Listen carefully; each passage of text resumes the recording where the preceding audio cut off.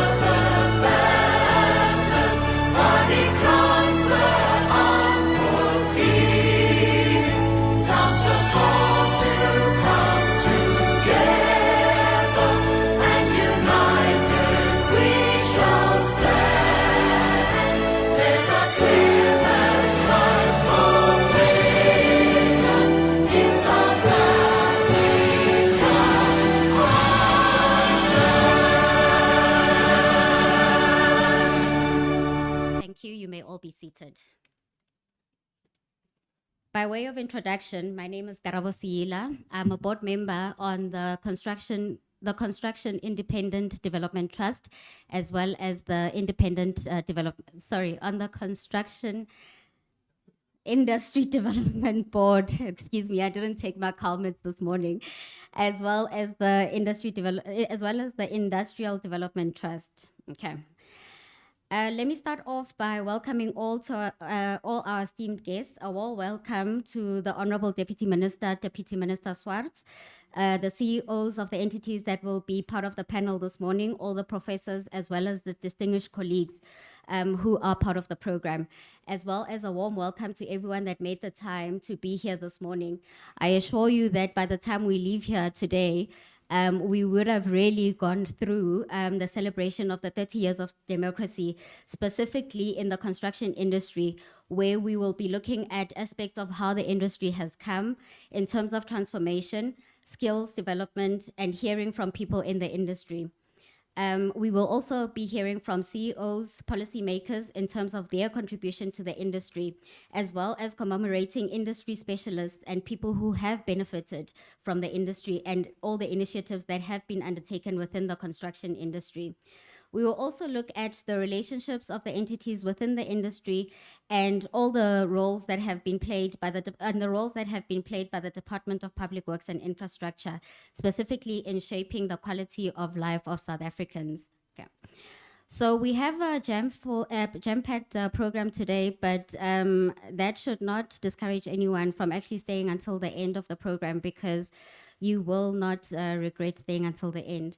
And I will now call upon Dr. Lerato Ahiman, who is the HOD for the Construction Management and Quantity Surveying Department at the University of Johannesburg, who will give us the HOD address, and then followed by a center address that will be delivered by Professor Clinton Agbabwa, who is the director of the CIDB Center of Excellence.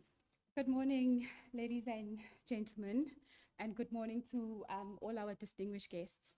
My name is Lerato Millicent Arimie, and I am the acting HOD for the Department of Construction Management and Quantity Surveying. I would like to welcome you all this morning as we celebrate 30 years of democracy in South Africa, a focus on the South African construction industry. As we celebrate this 30 years milestone as the nation of South Africa, the Department of Construction Management and Quantity Surveying celebrates its milestones as well. For the first time this year, the seat of the head of the department is occupied by a female.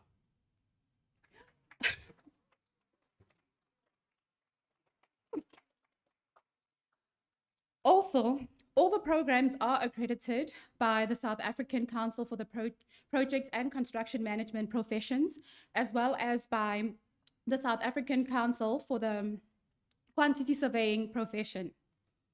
Likewise, as of this year, all the full-time academic staff members have their PhDs. This is a testament of their hard work and dedication in ensuring continuous self-development and delivering quality in their teaching and research. More so, the department continues to be among the departments that produce high research output units within the Faculty of Engineering and the Built Environment at UJ. Also, the department has 3 research centers, namely the Center of the Applied Research and Innovation in the Built Environment, the CIDB Center of Excellence, and the Sustainable Human Settlement and Construction Research Center. These centers support students, well, most of our postgraduate students, through supervision, financial support, and mentorship. The research conducted within the centers are timely, as they are linked to the Sustainable Development Goals, as well as the South African National Development Plan, which ultimately forms part of the overall UJ strategic objectives. As a department, we pride ourselves in training future leaders for the construction industry. This involves providing mentorship, support, and opportunities to help students develop their skills, confidence, and leadership abilities to contribute to a more and diverse, inclusive construction sector. So today, as we listen to the keynote address by the Deputy Minister, Ms. Bernice Swarts, as well as the panel discussion from our distinguished guests about the past, present, and future of the construction industry, may we be reminded of how the industry has evolved over time to this present era, where each South African has opportunities that the past generations did not have. May we also look with hope and anticipation to the sustainable future where the next generation continues to break barriers through the infinite possibilities. Thank you. Good morning. Honorable Deputy Minister, CEOs present, all the UJ ELG members, SLG members, esteemed panelists, distinguished guests, colleagues, attendees, ladies and gentlemen. I want to say good morning once again and welcome to this particular seminar gathering. As we mark the 30th anniversary of democracy in South Africa, we actually find ourselves not just reflecting on a remarkable journey, but on focusing on the state of construction industry, looking at the past, the present, and with a vision for the future. I'm actually very honored to address this distinguished gathering this morning. And looking at the number of industry participants and captains of industry that we have here, I want to thank every one of us for the opportunity that is provided to us through the CIDB Center of Excellence, and also the DSI and NROF Research Chair for this particular event. 30 years ago, South Africa embarked on a new chapter that was characterized by the spirit of democracy and the promise of equality. There has been transformation since this particular event began since 1994. Our nation has basically seen vast improvement in infrastructure. At the same time, there have been the emergence of robust industries and significant strides towards social equity. As the director of the CIDB Center of Excellence, I have personally also witnessed firsthand the dynamic role that the construction industry has played in the nation building process. The CIDB Center of Excellence stands at the forefront of transformation in the industry. We have been instrumental in pioneering research, shaping policies, and at the same time fostering an environment where knowledge and best practices in the construction industry can actually thrive. Our mission is not only to observe, but also to actively participate in crafting a sustainable and inclusive future for the construction industry in South Africa. And additionally, we're actively involved in human capacity development. We train actively masters and PhD graduates, and at the same time, postdoctoral research fellows and emerging researchers. We have a very strong emphasis on supporting Black South African women and transforming the built environment sector. Today's event is actually designed to celebrate the successes and address the challenge of the last 3 decades with a keen eye on the road ahead. And the essence of our gathering here is to draw from our collective experiences, also learn from the past, and strategize for the future. And it also acknowledges the work that still needs to be done, and also to empower those who will need to carry forward the mantle of innovation and growth. 30 years from now, most of us will be in our 60s, in our 90s, some will be in their 80s, we might not have the opportunity. So we need to basically forge the way to carry the mantle ahead for innovation and growth. Our discussions here today will revolve around several critical themes. Aside the critical keynote of the Deputy Minister, we're going to be talking about innovation in construction. We're going to look at innovation that have shaped the South African construction industry. We're also going to talk about contractor development in the industry and the built environment education, which is very dear to our hearts. Likewise, we also talk about skills development, public sector service delivery, and at the same time, construction industry digitalization, which is where the world is going to at the moment. These questions are kind of really essential as they will challenge us to think deeply about the legacy that we wish to leave for future generations. And they will compel us to, at the same time, consider not just the physical structures that we are constructing, but at the same time, developing societal frameworks that will help them to maintain them for the next generation. I believe that as we reflect on the 30 years, we need to see a landscape that is marked by significant achievement. The construction industry has developed a lot of new roads, bridges, and public facilities. And at the same time, we need to look at how to increase connectivity to the remote areas that have not been reached. Looking forward, our focus is on sustainability, digitalization, and inclusivity. The global climate crisis demands that we rethink how we design and build. It requires a shift towards more sustainable materials and at the same time, energy efficient processes. And as a center of excellence, we are committed to actually leading this shift through rigorous research and collaborative processes that set new industry standards. In conclusion, the essence of today's event and the work of the CIDB Center of Excellence in collaboration with other entities within the public world is about more than just commemorating a milestone. It is about setting a course for a future that is built on a foundation of innovation, sustainability, and inclusivity. So we are here to challenge the status quo, to ask difficult questions, and to find meaningful answers that will actually drive the South African construction industry forward. So I look forward to insight that will actually emerge from this particular discussion today and to the collaborative efforts that will undoubtedly arise from this gathering. Together, ladies and gentlemen, let us build a legacy that will stand the test of time, a legacy that future generations will look back on with pride. Thank you very much. I did speak of the transformational aspect within the built environment that is necessary. And Dr. Lerato is testament of the fact that we do have women now coming up in the industry. Can we just give her a round of applause, please? I'd like to thank the Prof as well as Dr. Lerato for the welcoming addresses. It is encouraging, Prof and Doctor, to hear of the strides that are being made within academia in growing our own crop to ensure that we actually have qualified youth in South Africa that will be received in the industry. Thank you for that, and we hope that you will continue doing the great work within this area. Okay. We can move on now to the institutional welcoming address that will be done by Prof. Mashawa. Prof. Mashawa is the Dean of the Faculty of Engineering and Built Environment. After his welcome address, Prof will also then do the introduction for the Deputy Minister. I was looking at my time because I wanted to find out whether I will have to say good morning or good afternoon. I couldn't say good noon, but right now it's afternoon, it's 1 minute past 12, so good afternoon. Colleagues, it's really a great honor for me to welcome you to this great institution, University of Johannesburg. Prof. Letlhokwampedi is not here with us because, as you might know, the university has another session right now that is being held at the Soweto campus, where we are visited by the Honorable President Ramaphosa, who is addressing the university at the Soweto campus. My task is to really welcome you, to welcome our guests who have come here to be with us. I'm sure we're looking forward to a great session. We're looking forward to a great summit. And I want to observe protocol and say welcome to our Deputy Minister of the Department of Public Works and Infrastructure.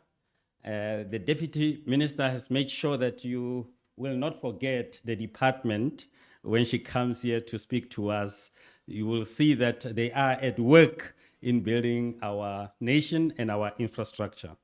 I also want to welcome Dr. Msizi Nyeza, who is the CEO of CBE and the CEO of CIDB, Mr. Bongani Dladla, and all our panel discussants. I wanted to go through your names, but there were quite a lot, and thought the guests will say, you know, these guys think we are here to listen to him. We're not here to listen to him.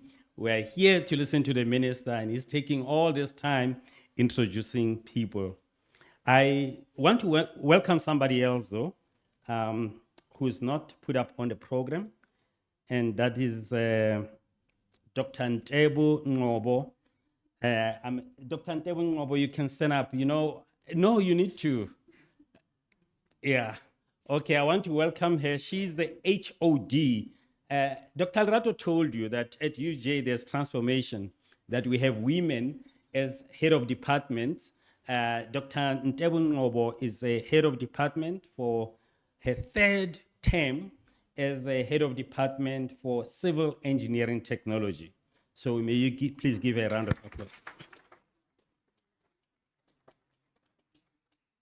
So Dr. Lerato, we're not starting with you.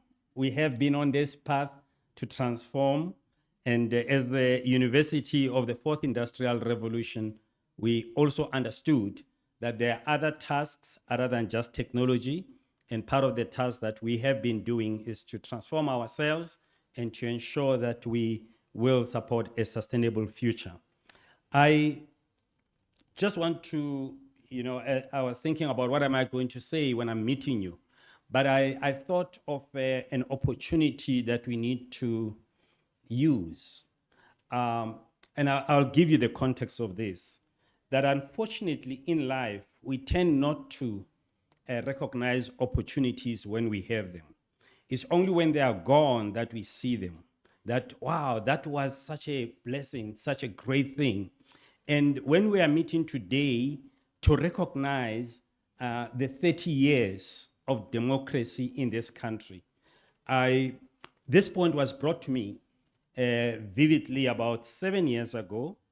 7 years ago, I was working for the State Information Technology SETA, and my colleague, who was the CFO, his wife passed on from a car accident. And we had to go through all those processes and go through the funeral. But one of the things that touched me as we were going through that session was the preacher who was preaching about how we don't celebrate enough. And he was talking about this lady who had passed on, and the mourners were remembering that about a year before then, this lady had celebrated her 50th birthday. And in celebrating that, it was like she was saying goodbye to everyone. And we were looking at that solemn ceremony, going through it, and realizing that many times in life, we do not celebrate. We do not celebrate enough. If you look at us today, I don't know why you are here, you came yourself, but if you think about it, 30 years of democracy, looking at it in terms of the present future of the South African construction industry, it's really something to celebrate. It's really something to celebrate, because in other countries, they will not be able to talk about 30 years. Other countries have many, many challenges. We have challenges in this country. We have youth unemployment, which is, we just had the results recently of unemployment in the country, which is still a problem that we must solve. But there is so much more that we can sit together and celebrate and acknowledge the changes that have taken place, the changes that are continuing to take place. We're not lying to anybody. It's going to be a hard work ahead of us. It's going to be a hard work to transform our country, It's going to be a hard work to get employment at the right level. It's going to be hard work to get NHI, universal medical care. It's going to be a hard work because there's going to be debates, there's going to be arguments, there's going to be those who say that, all of these things are meant so that other people can enrich their pockets. There's going to be accusations, there's going to be many things, but in the midst of all of that, as South Africans, as the people of this country, we really, really need to sit back, reflect, and say, wow, we did it. Many people did not have that hope for us. The hope that they had was that after year one, many people will be immigrating, many people will be leaving this country because there will be no development, there will be nothing. There were lots of expectations that did not come true. This does not mean there are no challenges. This does not mean there is a lot of work ahead of us. We still need more people to study. We still need more people to have skills.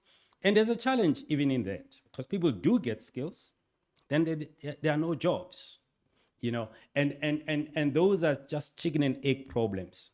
And there is no way, in a perfect world, in a perfect world, you will get your degree and you'll get a job. In a perfect world, but not in this world. In this world, there are challenges, there are things to fix. You need to improve further. This is the nature of this world. So we should not, instead of cry and complain and, be negative, no, what we need to do is to look at all of the things and say, thank God.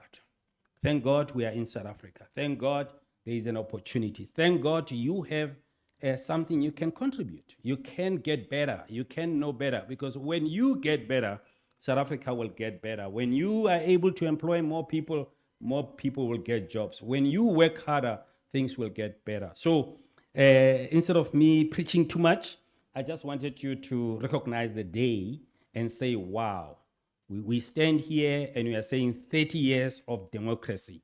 We are able to sit together and celebrate the greatness, the achievements, and the hard work of many others. The hard work of many others. So we are celebrating the hard work of Nelson Mandela.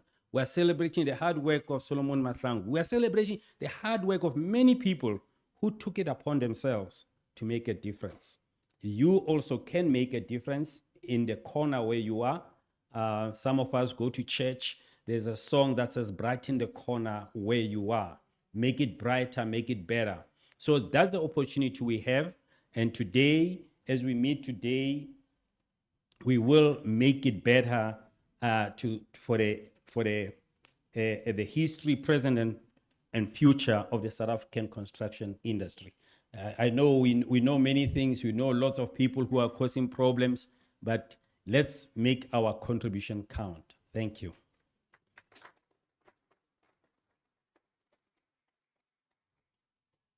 I've been asked to come and introduce the deputy minister. And deputy minister, they gave me a big biography that I need to read, but I didn't print it out. I didn't print it out. I thought I was going to remember it and recite it. I couldn't do that. No, thank you very much. I'm going to try to go through the biography. These are our ministers. And as our ministers, we do know them because we voted for them. Did we? Did we vote? Yes. I mean, you mustn't tell me that you have not voted because as you see now, we are so busy with elections. With the elections, we will be asking you to go vote. I'm going to read the biography for it's a summary of the profile. It sounds like a bibliography, a big one, but it says it's a summary. Our Deputy Minister, Ms. Bernice Swarts, born 19 September in Mpumalanga Province. At a young age, she has a passion for politics and youth development, which led her to study journalism, monitoring, and evaluation. While busy with her studies, she was recruited by the ANC movement to play a key role in distributing information about the ANC in and out of the country. She later moved to Johannesburg, where she served in the regional office and in leadership. While serving in the region, she learned many leadership skills, people management, and organizational structure of the ANC, as well as its operations. In 2005, she was appointed in the Johannesburg Roads Agency, the entity of the city of Johannesburg, in the HR department. And while in training and with the training of Johannesburg communities under the EPWP program. This has followed with the training of 1,000 youth in Johannesburg and a special program of the military veterans where more than 100 veterans were trained and graduated under the leadership of the former president, Mr. Thabo Mbeki, who was visiting Johannesburg region as part of the presidential oversight to various regions while accompanied by the mayor of Johannesburg, Councillor Amos Masondo. In 2006, she resigned from the organization to further her political career, where she opened her own business and served in many companies as a consultant to deliver the EPWP program and youth development. She has assisted more than 10,000 community members in various activities, including distributions of blankets, food parcels, sanitary pads, etc. In 2016, she assisted the City of Johannesburg Community Development Department in monitoring Josie at Work program, where more than 100 youth were trained in various skills that include facility management, life skills, and level first aid, where the programs show more than 10 cooperatives being formed. In 2018, she was appointed by the ANC Joburg region to serve as a regional executive committee member, where she later deployed as a member of parliament, serving in the International Relations Portfolio Committee and Scopa Portfolio Committee. On 7 March 2023, she was appointed Deputy Minister of Public Works and Infrastructure by the President of the Republic of South Africa, the Honorable Matamela Ramaphosa. Her delegations in the current portfolio include EPWP monitoring and coordination, corporate services, performance management, entity oversight, council oversight, oversight of 4 provincial regions, Mpumalanga, Northwest, Free State, and Northern Cape, and national champion of the DDM in the Dr. Kenneth Kaunda municipality. Deputy Minister, as you can see, I'm not a political person, but I can see in here a lot of experience that we will be able to benefit from hearing from you as we are celebrating 30 years of democracy today. Thank you. Program Director, Ms. Karabo Sila, the Dean of Faculty of Engineering and the Built Environment, Professor Daniel Mashowa, Director of the CIDB Center of Excellence, Professor Clinton Agbiova, Head of Department of Construction Management and Quantity Surveying, Dr. Lerato Agihimi, Dr. Ntebu Ngobo, CEO of the Council of the Built Environment, Dr. Msizi Mieza, CEO of the CIDB, Mr. Bongani Dladla, DDG Professional Services at GPWI, Ms. Carmen Joy Abrahams, CETA CEO, Mr. Malusi Shezi, IDT CEO, Ms. Tebucho Malaka, distinguished guests, ladies and gentlemen, all protocol observed. It is an honor to deliver an address to this eminent audience, which has been organized by the University of Johannesburg to reflect on the history, present and future of the construction industry. I will leave much about the history of the construction industry to you, as I suspect there are scholarly papers and peer-reviewed books that have covered it. I suspect that a common thread from such a literature review will confirm that the construction industry was segregated like our divided past, and it was a means to mark spaces and give effect to apartheid spatial planning. It may also tell us how colonialism and apartheid destroyed indigenous knowledge systems in architecture and construction methods that were akin to Africa. Such a history will definitely reveal how Africans were systematically turned into a class of cheap laborers, devoid knowledge of in mathematics, science, and engineering fields, as apartheid architects like Verwoerd ensured that Africans were only as good as when they administered to the needs of Europeans, that they had no need for the study of mathematics. Obviously, I'm only entering the discussion as if our past or history only begins with slavery or colonialism, when in fact these two dehumanizing experiences interrupted or disrupted a history and progress of a people who had built pyramids in Egypt, and a people who taught the Greeks medicine and mathematics, a people whose civilization was admired by Europeans. The historical records tells us about the great southern ancient kingdoms of Monapata, Zimbabwe, Mapungubwe, and a people who had in-depth knowledge of astrology and science. I only tease you as a way of saying that as we think about the built environment or construction industry, may we also be inspired by traditional knowledge systems to develop a construction industry that benefits from the strength of our diversity and ancestral knowledge. May this history propel us to discover building materials and construction methods that will make us more resilient to climate change, that will make us restore the role of women in the building, not only of homes, but of civilizations. Fellow compatriots, at the dawn of our democratic era, we had to restructure our economy, and the construction industry was one of the key industries that needed to be transformed. The industry was characterized by a few small construction firms at the top of the food chain, sometimes referred to as the Big Five. The inverse pyramid was very narrow at the top and very broad at the bottom. Opportunities for the majority of our people were limited, and development was very slow. Emerging contractors organized themselves into contractor associations, and these served as important structures to engage government on the challenges faced by the emerging sector.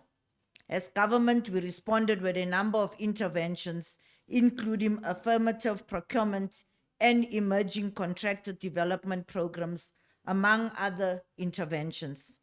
In the early years, the scourge of fronting was more prevalent as government was legislated the transformation of the economy through the Broad-Based Black Economic Empowerment Act and the Preferential Procurement Policy Framework Act. Unfortunately, we also witnessed big business in the construction industry colluding with each other and inflating prices on the FIFA World Cup stadia and on Gauteng Freeway Improvement Project. This demonstrates that the goodwill of government was not accepted by big business, and commitment to the transformation of our economy was lacking. We are unapologetic in our commitment to the transformation of industry that provides fair opportunity to all industry participants. The Department of Public Works and Infrastructure has led in the process of transforming our construction sector, together with the entities of the department, the Construction Industry Development Board, Council for the Built Environment, Independent Development Trust, and Agreement South Africa, as we continue to drive the development of the industry. We are proud that we stand before you today with the CIDB funding the UJ Center of Excellence as one of the hosts today. The CIDB UJ Center of Excellence promotes research in the built environment and supports postgraduate studies for targeted groups. Government has developed planning frameworks to develop the economy, such as the National Development Plan and the Economic Reconstruction and Recovery Plan, which is underpinned by infrastructure development and specific frameworks for the construction industry, such as the National Infrastructure Plan and the Construction Industry Recovery Plan, which was developed with the support of the CIDB. The Construction Industry Recovery Plan enables a focus on the entire infrastructure delivery and maintenance value chain. The CIRP is a construction industry-wide plan focusing on the public and private sectors. South Africa has a strong core network of the national economic infrastructure, yet investment in infrastructure has lagged over the past decade.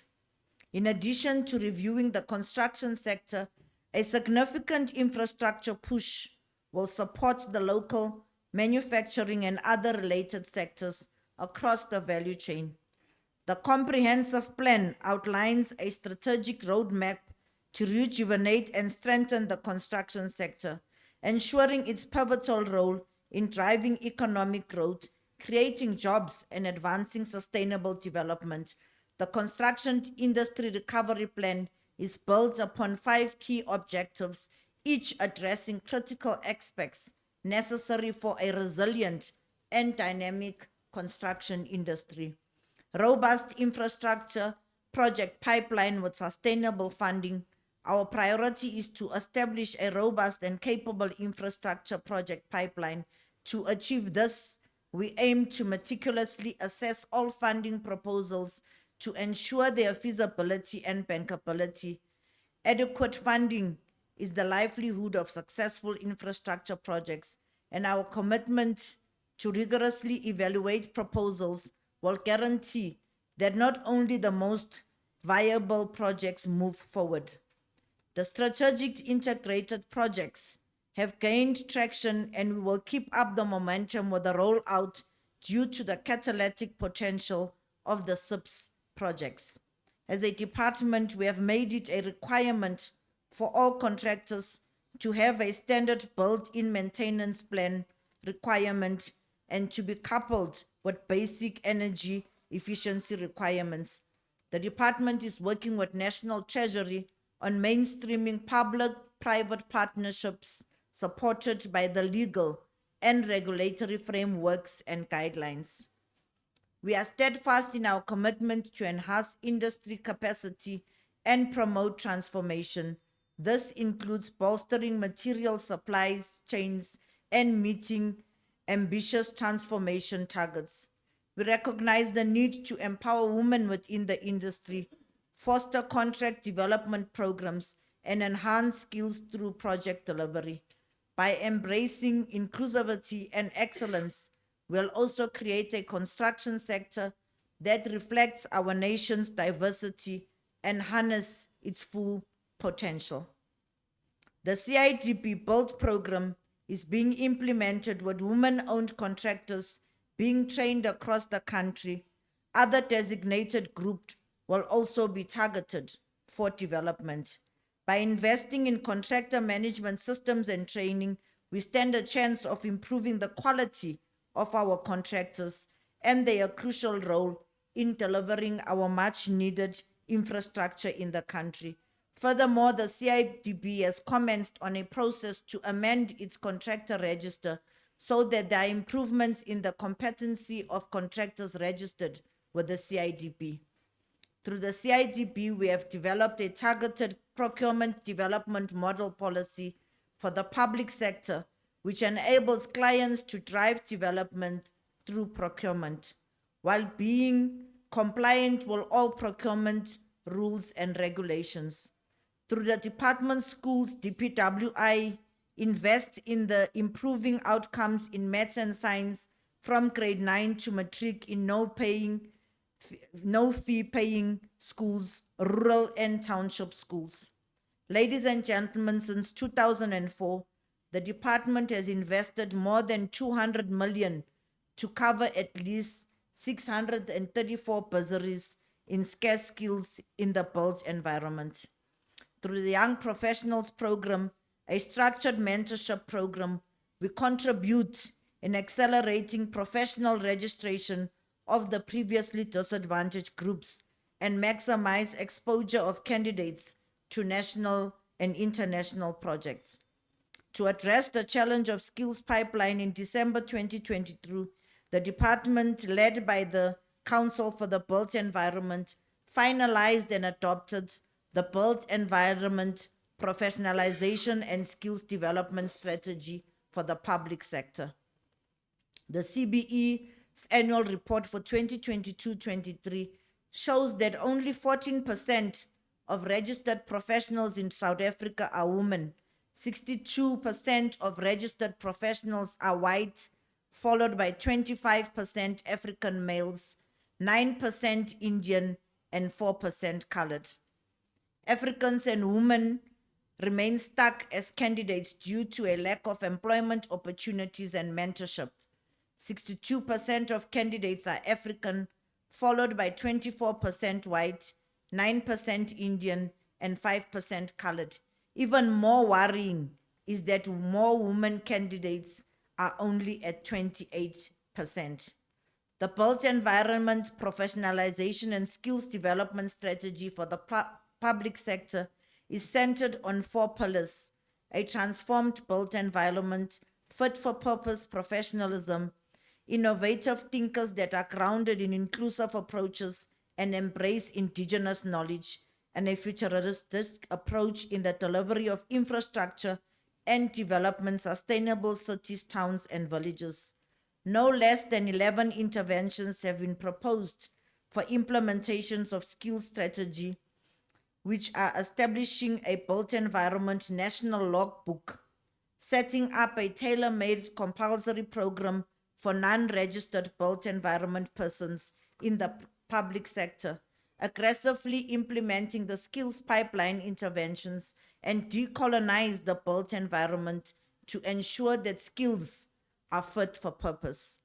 Applying a coherent approach in implementing concurrent functions, transforming collaborative forums to be used as a platform to discuss industry issues, implementing transformation sector charter codes for the built environment, fighting corruption and building an ethical sector, implementing government-wide capacity development design and project management, the establishment of the Skills Academy College, repositioning the DPWI as South Africa's project management office, adapting new technologies and methodologies, evaluating industry growth and performance. Our vision for the construction industry includes a marked improvement in growth and performance.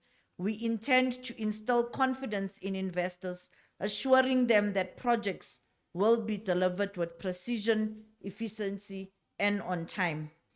We are resolute in reducing construction costs through modern business practices, embracing cutting-edge information technology, and refining industry value chain management. This commitment to innovation will ensure a construction sector that is competitive on the global stage. We are proud of our partnership with this university and will continue to expand our centers of excellence for the development of research capacity, improve training of built environment professionals, and to transform the academic content and research infrastructure. Through the CIDB, we are spearheading research on the building information model, implementation, and standards to guide the industry on its adoption. As covered earlier, the CIDB, through the BUILD program, has commenced the training of women-owned contractors with provision for extension to other designated groups, and is enhancing its registration requirements for contractors to improve the competency of contractors reflected on its register of contractors, which is a mandatory requirement for public sector projects. Capacity building within the public sector is crucial to expediting infrastructure delivery.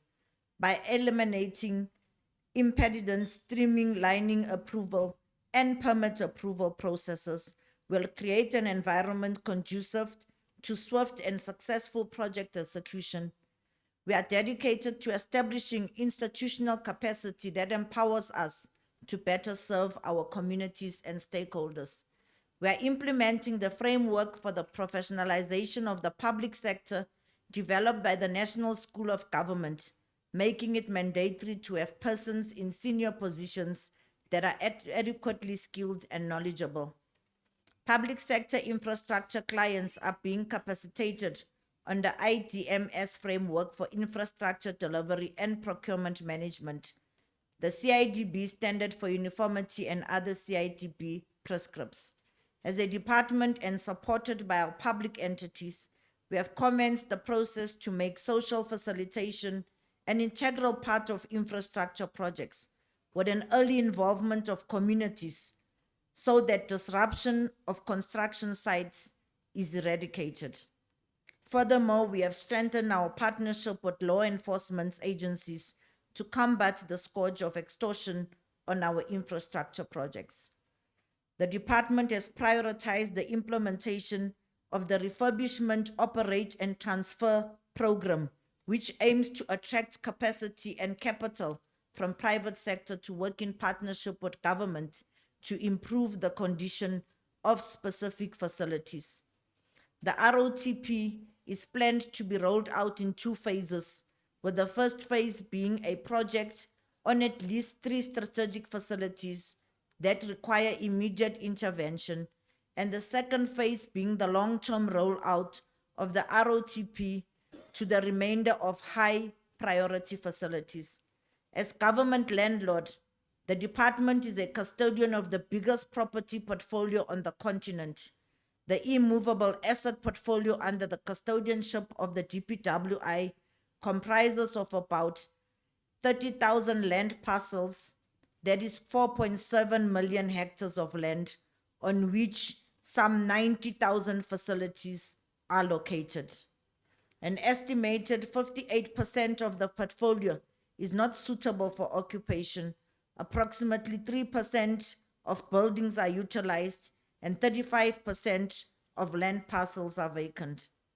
A deemed cost has been quantified for the land parcels at approximately 40 billion, and the deemed cost for the buildings and improvements is at approximately 71 billion. Through PMTE is implementing the State Asset Optimization Program, wherein the PMT focuses on areas that require clear delineation between service delivery objectives versus revenue generation or enhancement opportunities. The State Asset Optimization Strategy seeks to involve the private sector to participate through triple Ps, which will focus on ROT and BOT initiatives. Green economy implementation. As stewards of our environment, we are resolute in implementing green economy commitments within the construction sector. This plan identifies opportunities for sustainable materials, supply, manufacturing, and energy consumption reduction. Through these initiatives, we will contribute to a greener, more sustainable future for our country. Responsible property ownership means that property owners must understand their responsibilities with regard to climate change. DPWI is implementing recommendations from various studies conducted by the United Nations Environment Programme. Statistics provided shows that buildings are responsible for 40% of global energy consumptions, 35 to 40% of fresh water consumption, 30% of waste generated through buildings. The built environment also has the highest potential to contribute to the green economy and the sustainable development goals, including the creation of green jobs as well as SMME development. The department, together with ISA and GTEC, has introduced the Integrated Renewable Energy and Resource Efficiency Program, which will introduce the use of renewable energy, solar, clean energy like natural gas, and energy efficiency in buildings in order to introduce cost savings in government immovable asset portfolio. Our Facilities Management and Green Buildings Directorate is working with our Real Estate Management Services branch to introduce green leases, which incorporate, for example, energy efficiency, water efficiency, land efficiency, design efficiency, and the reduction of greenhouse gases. What this essentially means is that you'll have to provide property solutions and buildings that comply with DPWI's green building policy. DPWI is preparing plans to incentivize property owners who meet these resource efficiency imperatives through green leasing. For individuals or companies to lease buildings to government, you will have to comply with the principles of value for money, sustainability, coexistence between people, and the properties they occupy. Ladies and gentlemen, the CIDB has noted with increasing concerns the poor performance of contractors and abandonment of projects.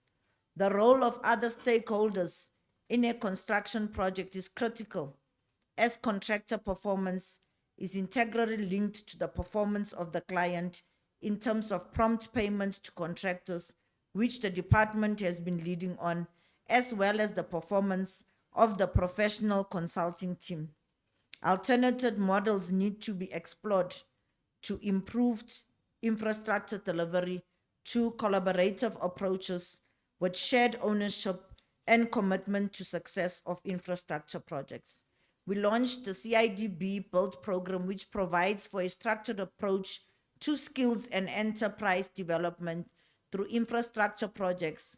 The program also includes the Build Fund, through which the CIDB has embarked on training targeted 250 women-owned contractors in construction management systems, which will improve the performance of contractors. Work has also commenced on the assessment of contractor competencies, which will be followed up by training interventions. Within the public workspace, work has commenced on the development of the Public Works Bill, which will provide the acceleration of infrastructure development. We have published the Construction Industry Development Board Amendment Bill on the 3rd of May 2024 and invite stakeholders to submit inputs to the department. The CIDB Amendment Bill seeks to strengthen the role of the CIDB in the development of the construction industry, including the enhanced contribution of the private sector. The draft amendment of the CIDB Act is published at a difficult time where we have witnessed the collapse of the residential building in George with over 20 fatalities and counting. Many lessons will be drawn from this tragedy, which will be firmed up as the investigation unfolds.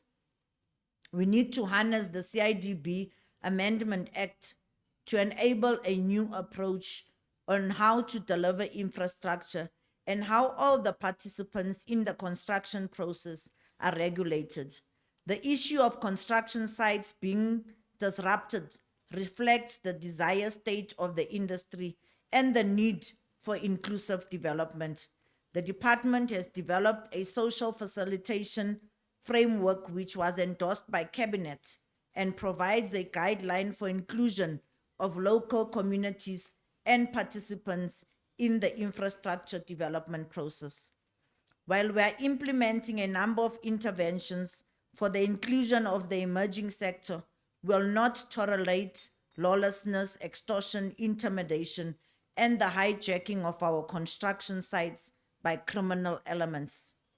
Despite the challenges that we face as an industry, there are green shoots in areas such as renewable energy projects and other projects breaking ground through the strategic infrastructure projects being rolled out, which also supports a focus on infrastructure project preparation.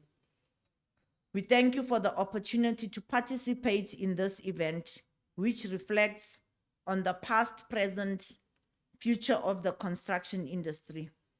We need to roll up our sleeves and build the construction industry as a key contributor for our economic development.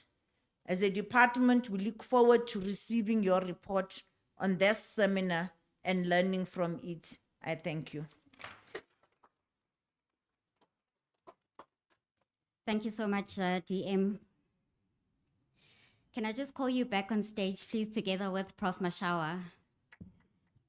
Prof. Mashawa did indicate that the elections are coming up, so we do acknowledge that you've got a busy schedule that you are busy with, but you took your time to be here with us today and to give us that address. So with that said, DM, we'd just like to give you an appreciation or show our appreciation by this token, and we do promise that it's not worth or over 100,000 rand. So you don't necessarily have to declare it. I declare anything that's over 1,000 rand.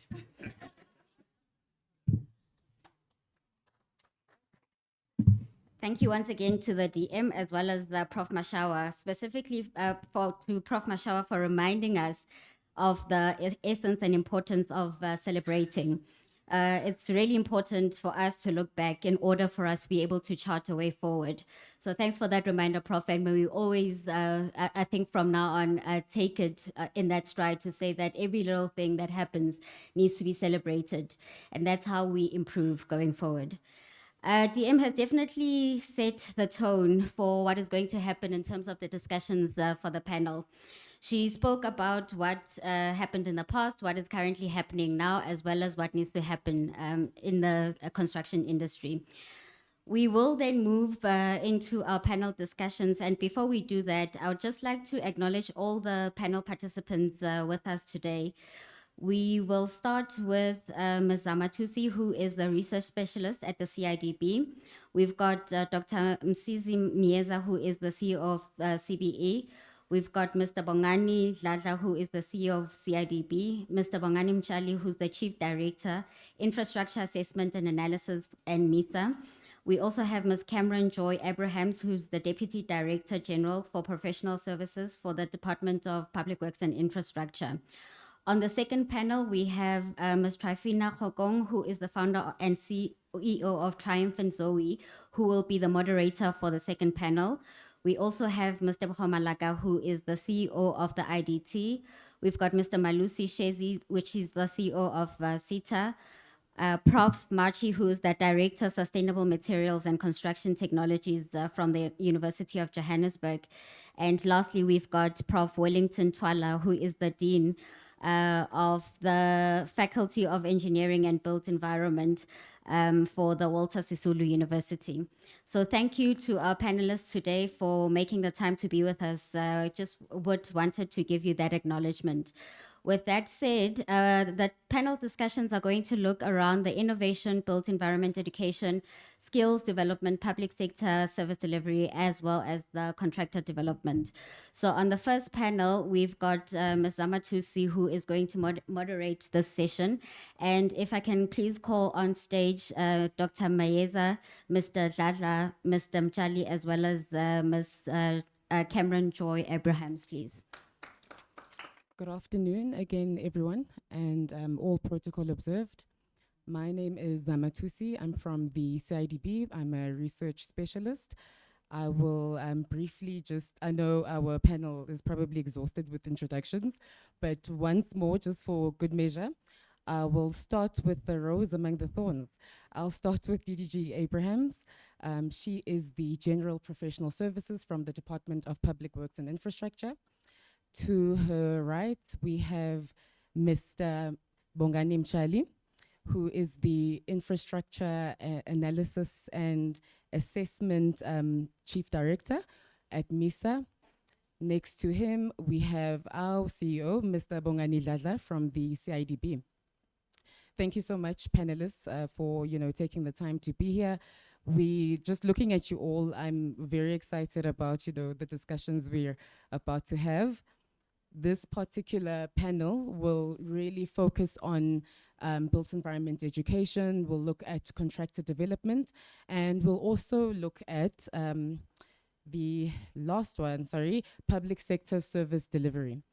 Panel 2 will then focus on innovation as well as other critical aspects of the built environment and the broader construction industry. So I think what I'll do is I'll bring the conversation or started, looking at the educational aspect. And, oh, apologies, I've actually forgotten to introduce our panelist online. That is Dr. Msizi Mieza. He is the CEO of the Council for the Built Environment. Hi, and yeah, I hope he can hear us and see us. Okay, so as I was saying, I would want us to really maybe start the conversation off with the educational aspect and then bring that, or further it by discussing issues of once now one is, a professional or has been professionalized within their respective, fields, and what happens in industry, where do we see the built environment going, and the construction industry as a whole. So I will start with Miss Abrahams. If you could answer for us, what do you think are the main challenges within the construction industry with regards to public sector delivery, and what solutions could you propose? And I think looking at it from the perspective of what the department is doing and how they are trying to foster, professional development within, the different disciplines within the built environment.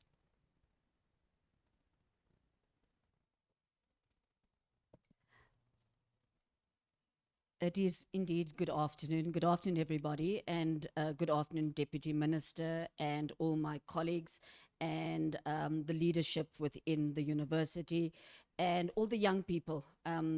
It's so great when I got here to be able to be in this particular space. Now, I looked at this particular matter more from a contractor perspective, and what are some of the challenges that we are faced with, particularly in the construction industry. So some of the challenges we are faced with, particularly if you're a new contractor, would be able to ask the question, where do you, when you start, you ask yourself, new. What is a new contractor? And a new contractor is somebody either that hasn't been in the industry prior, or it's just starting up and doing a different role that they are undertaking within the industry.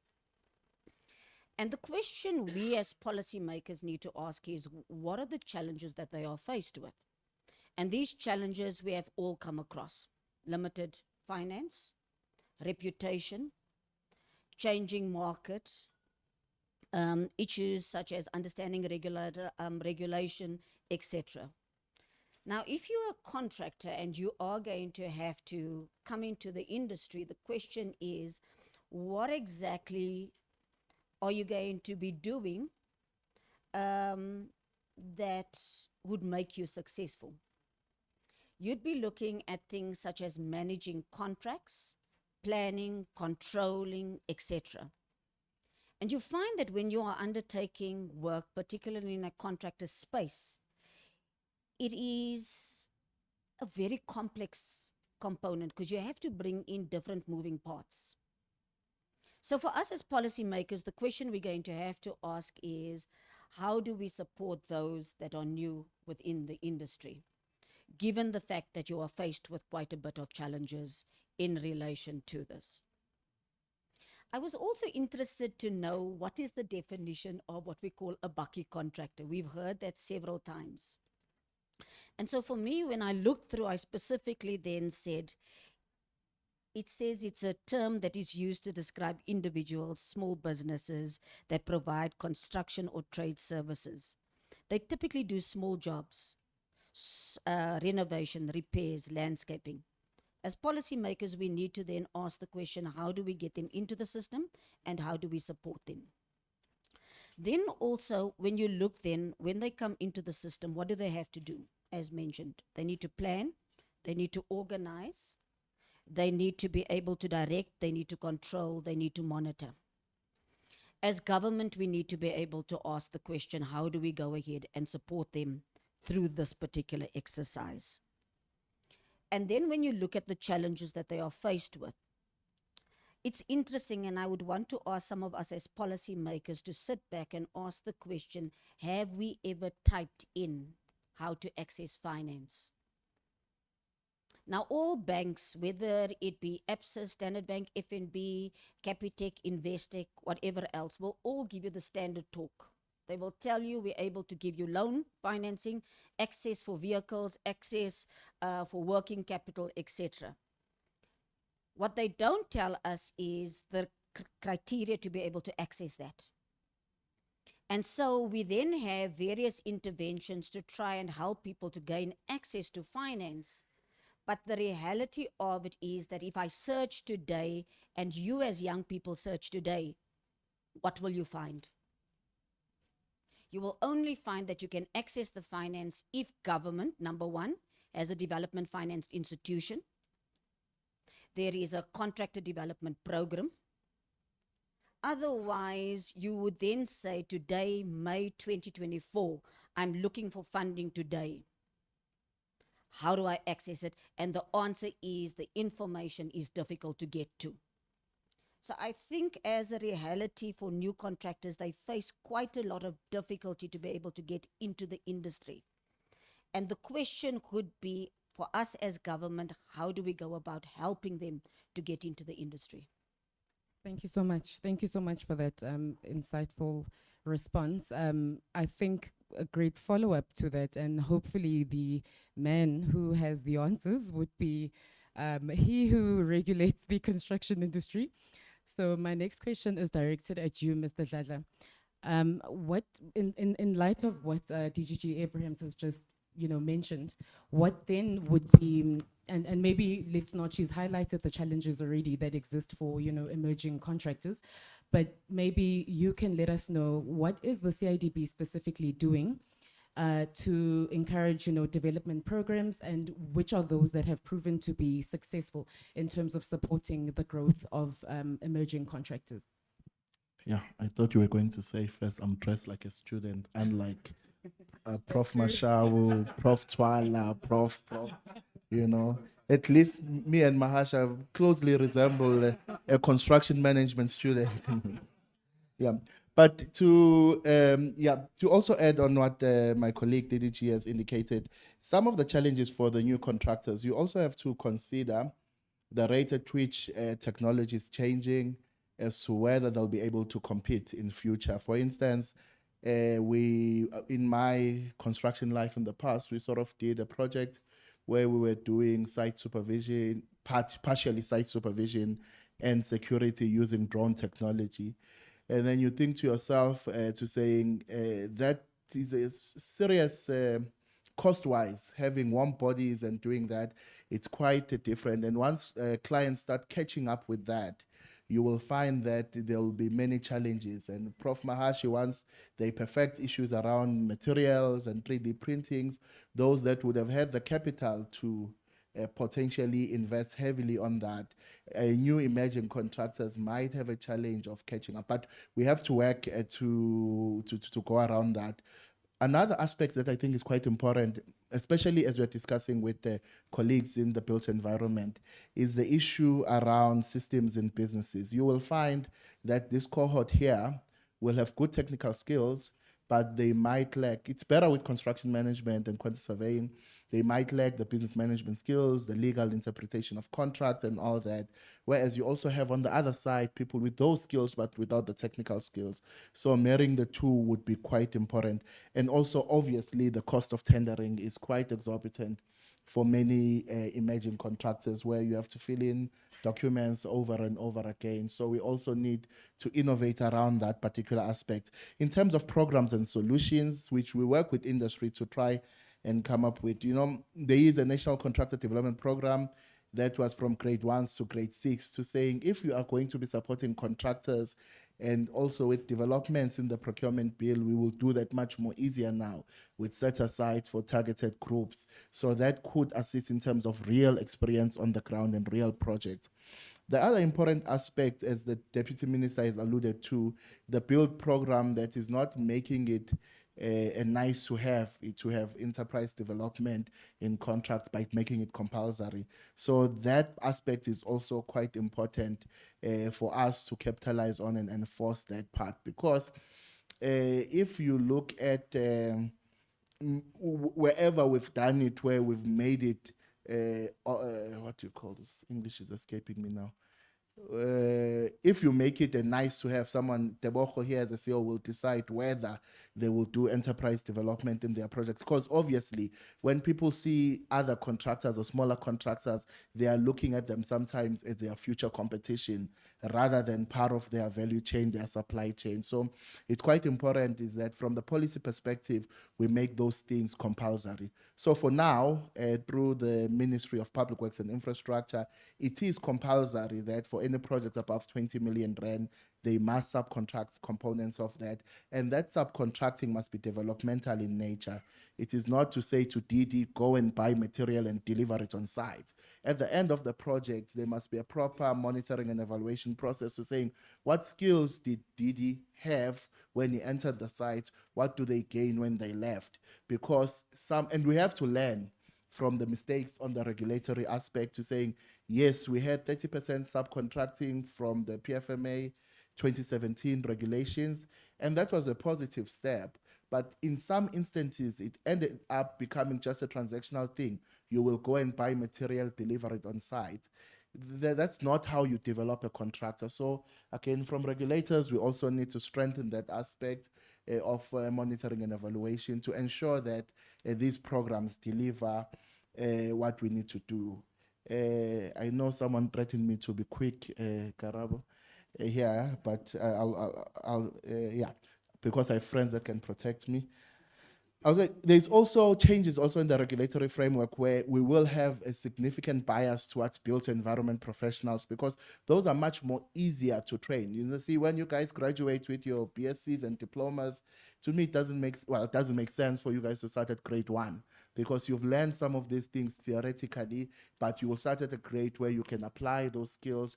And then another important one, CJ, that you started alluding to is this one of development through partnership. There is no need when you're talking about funding. We have NYDA, we have CIDB, we have CETA, we have CIFA. We also need to create proper programs, of which we are doing, so that we can just combine the efforts of this. And I believe in construction because it creates a lot of employment. It's what we need for service delivery. So if we can just put our efforts around that, obviously I'm biased in that view.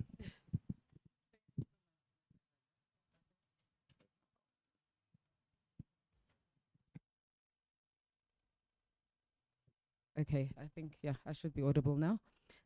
So yeah, thank you very much for that. It definitely a mouthful, and there's definitely, you know, a lot of great takeaways that, you know, we can gather, I guess, from this panel. And it's very, you know, interesting to hear you say that you definitely have to find, you know, a gap or bridge the gap between, you know, those that are technically skilled and those that are, you know, not so technical, and how do you just bring everybody up to the same level. And I think with that, let me move on to you, Mr. Bongani, Mr. Mshali. So my question to you then is, looking at the current economic, you know, climate, and I would want you to really respond looking at, you know, your respective environment in terms of municipal, you know, infrastructure and you know, the delivery of that. So how can you think, in your view, how can established construction firms and government bodies support the development of smaller contractors in order to foster more competitiveness and a diverse industry landscape?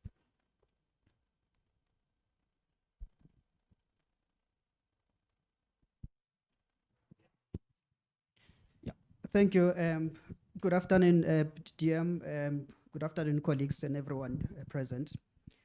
It is a very important question that you're asking. You know, in fact, it reminds me of my earlier days, you know, working in a municipal environment space, not only just as, you know, a policy maker, but also as a practitioner. You know, we are bombarded with what is called currently your construction mafia. Basically, just to simplify it, you know, it's a situation where, you know, local or really local contractors would hijack a project. Basically, all they need is just to, you know, to have a stake, you know, on that particular contract. How they do it is that they would attend your normal briefing session, like any other tender. If it's an open bid where a briefing is compulsory, they would participate in that process. Wait until a situation where a contract is awarded On the day when the project is launched and there's a sort turning, immediately when the contractor takes occupation of the site, then these bidders would come onto site and demand that they also have a stake. They would demand even a particular percentage on this contract, which is one of the main challenges that we're facing in the country. Whilst prescribing the percentage on that contract, they would also prescribe which works or sections of the works they want to participate. We've tried so many avenues, even strategies, where would even would appoint them as subcontractors. But appointing them as subcontractors, now we are enforcing it now to the to Prince or to the main contractor. In this case, now they would also then apply rates which they deemed which are suitable to them in this particular instance, and resulting in some of the cost variance on the project even before the project can even commence. One of the main issues, I think, which is also aligned to the first question that you've raised, is also the issues of the financial muscle as well, because they also do not have financial muscles. So meaning that you need to make upfront payments, which is also prohibited in terms of your MFMA as well as the PFMA. So it's one of the main issues that as a country we are facing. So just to bring to bring it back to the situation, what I would propose is that I think, which is the practice that we are putting into place now, is that we try and localize contracts. How we do it is that at the procurement stage we would then target our budget, such that a certain percentage of the budget where that is allocated to MISA or any other institution would then target that budget such that we also attract local contractors and emerging contractors as well. But one of the key critical aspects is to ensure that there's also participation in the emerging contractor development program, and meaning that you need to build capacity internal within the municipality. I think which is one of the main points which the DM in her speech has touched on, and that as well on capacitation. So we also need to ensure that there's also that capacitation within the municipality to ensure that they are able to monitor those projects. In that regard. And also the other issues, also issues of the partnership as well, because as government on our own we cannot resolve all these issues. We also need private sector.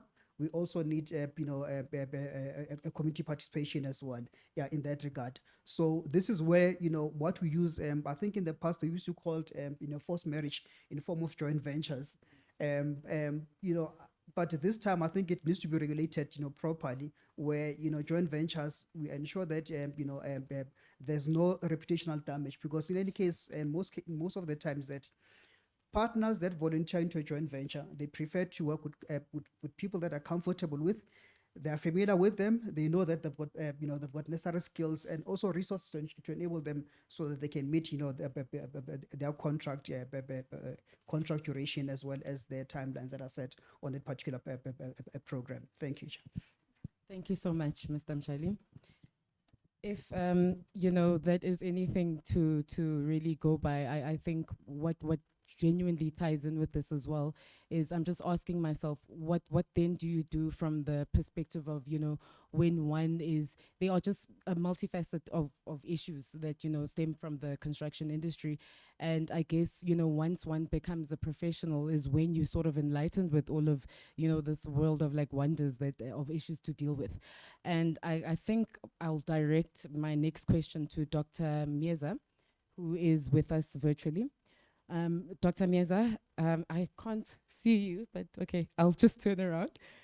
All right, so my question to you, and just really looking at, what is happening in the space of contractor development, but looking at the professionalization of them, what are the future directions that you think exist, for contractor development, and how can those be adapted and, according to the changing landscape that we're facing all the time within industry?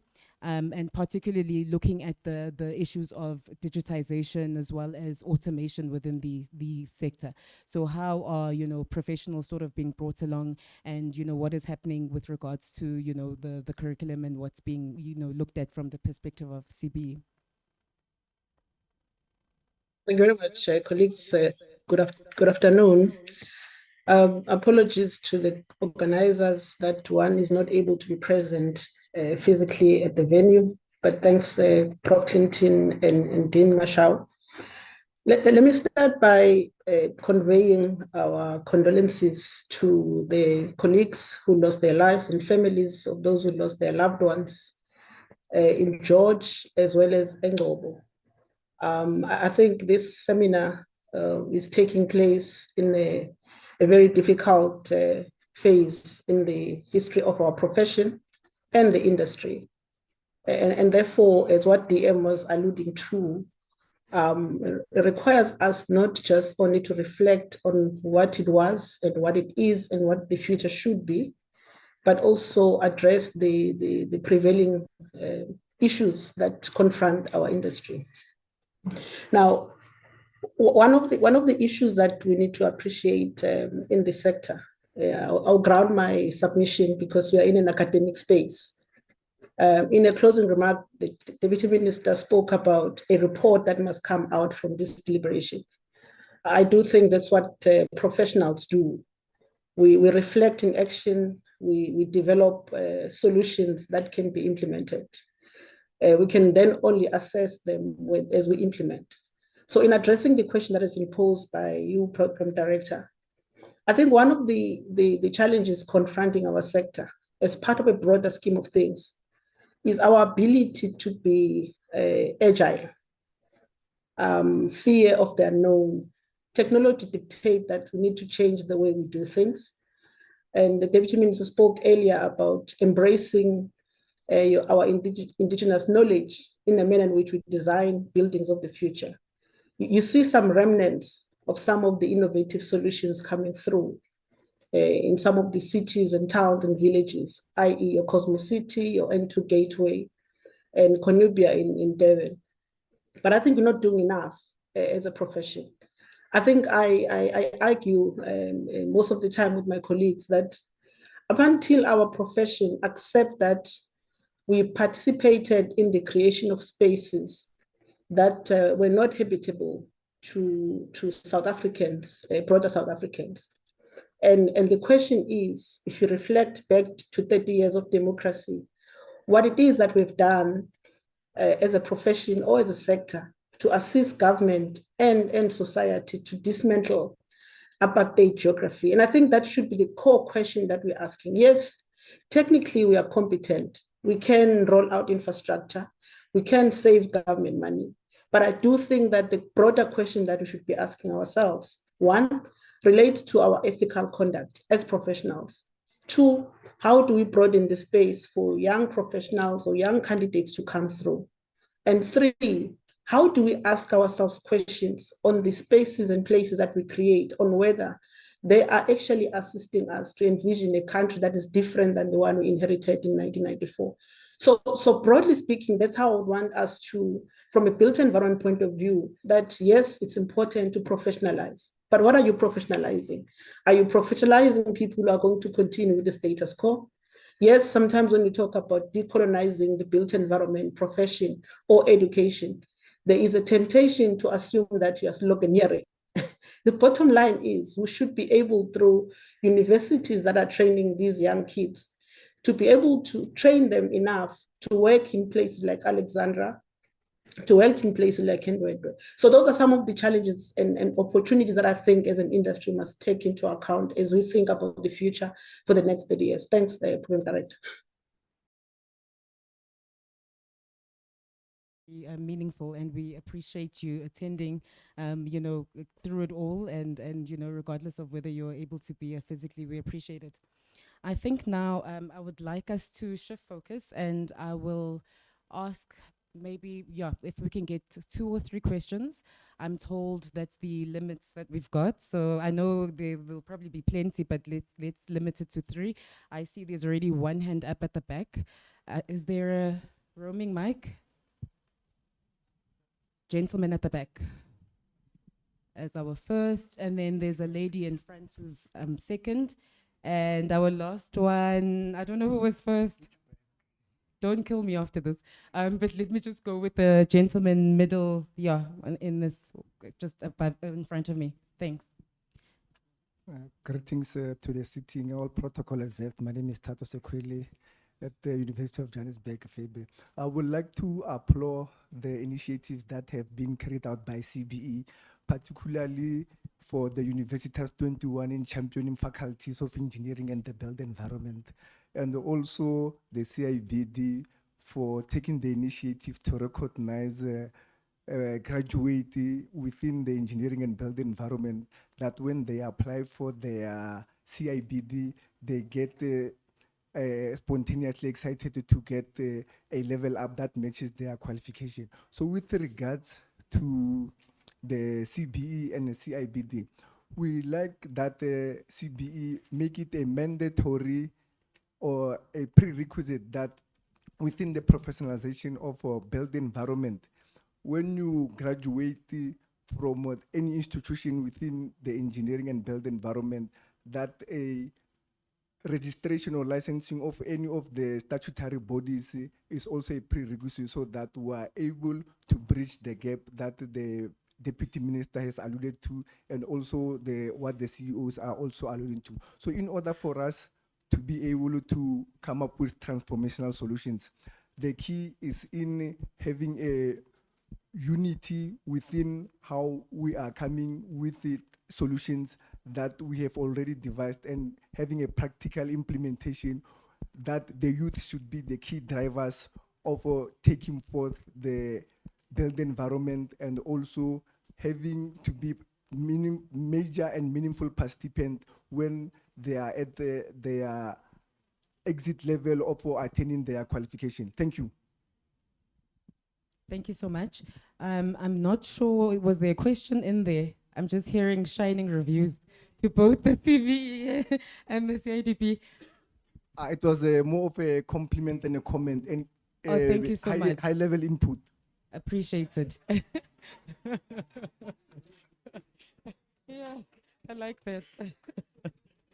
Okay, maybe let's then, I don't know, do you want to respond to it? Okay, yeah. Let us move on to the lady, yes. Please, could you stand, ma'am? They'd like to capture you, if you don't mind. Good afternoon, everybody. All protocols observed. My name is Deliwe Rampa. I'm the head of procurement at SARS, South African Revenue Services. I'd like to appreciate the speakers as well as the Deputy Minister, about, information that is provided, particularly to upcoming students and that are going into this industry that is complicated and also has many challenges. But I think these forums are very important in informing the upcoming constructors and entrepreneurs in the near future. I think also I would want to add what was said around accessing opportunities around the construction is also particularly in the public sector. It's important that you get exposed to all these forums, and there are so many opportunities you get invited into. You need to come into these forums where we educate and develop SMMEs and upcoming entrepreneurs about what to expect, what are the requirements, because you might have the necessary skills, but you might not have further information, which was mentioned earlier around what we encounter mostly is where administrative skills that are needed we do financial analysis. We want to also assess whether the business does have, financial capability to, to undertake a project. So those are the skills that are also needed. It's not only your construction skills, but you need to have those skills. Again, also in terms, what is very key, which I find are the issues, is around the legislation. There are requirements on how tenders are completed. You might know other things, your technical part, but there are also requirements that you need to familiarize yourself with. So all these forums, the National Treasury requirements, the CIDB, and all of that, you need to be informed. You need to partner with people that can educate and contribute into your business as well. So I think that was my, my input in that. And the last one is around the digitization, the modernization of the construction industry. I'm not sure if that was addressed properly, because we are living in an era of modernization and digitization, robotics and artificial, intelligence, where we are transforming not only the construction industry, but other industries are now coming into that era. I would maybe, if it's not addressed in this forum, I would also maybe encourage that this be considered in the future, because these students are coming into the industry. They're not, their minds is transformed. They're very, they're looking at the technology, and they're quite, advanced in it. So we have to look at how that, how the industry is transformed, so that they are easily, come into the industry with those skills. Thank you. Thank you so much. Will you take that for us? I think our colleague from SARS also wanted to add that. I think that's why she's highlighting SARS. You need to pay your taxes when you're a business. A lot of people get chased and get into serious trouble by not dealing with that aspects of that.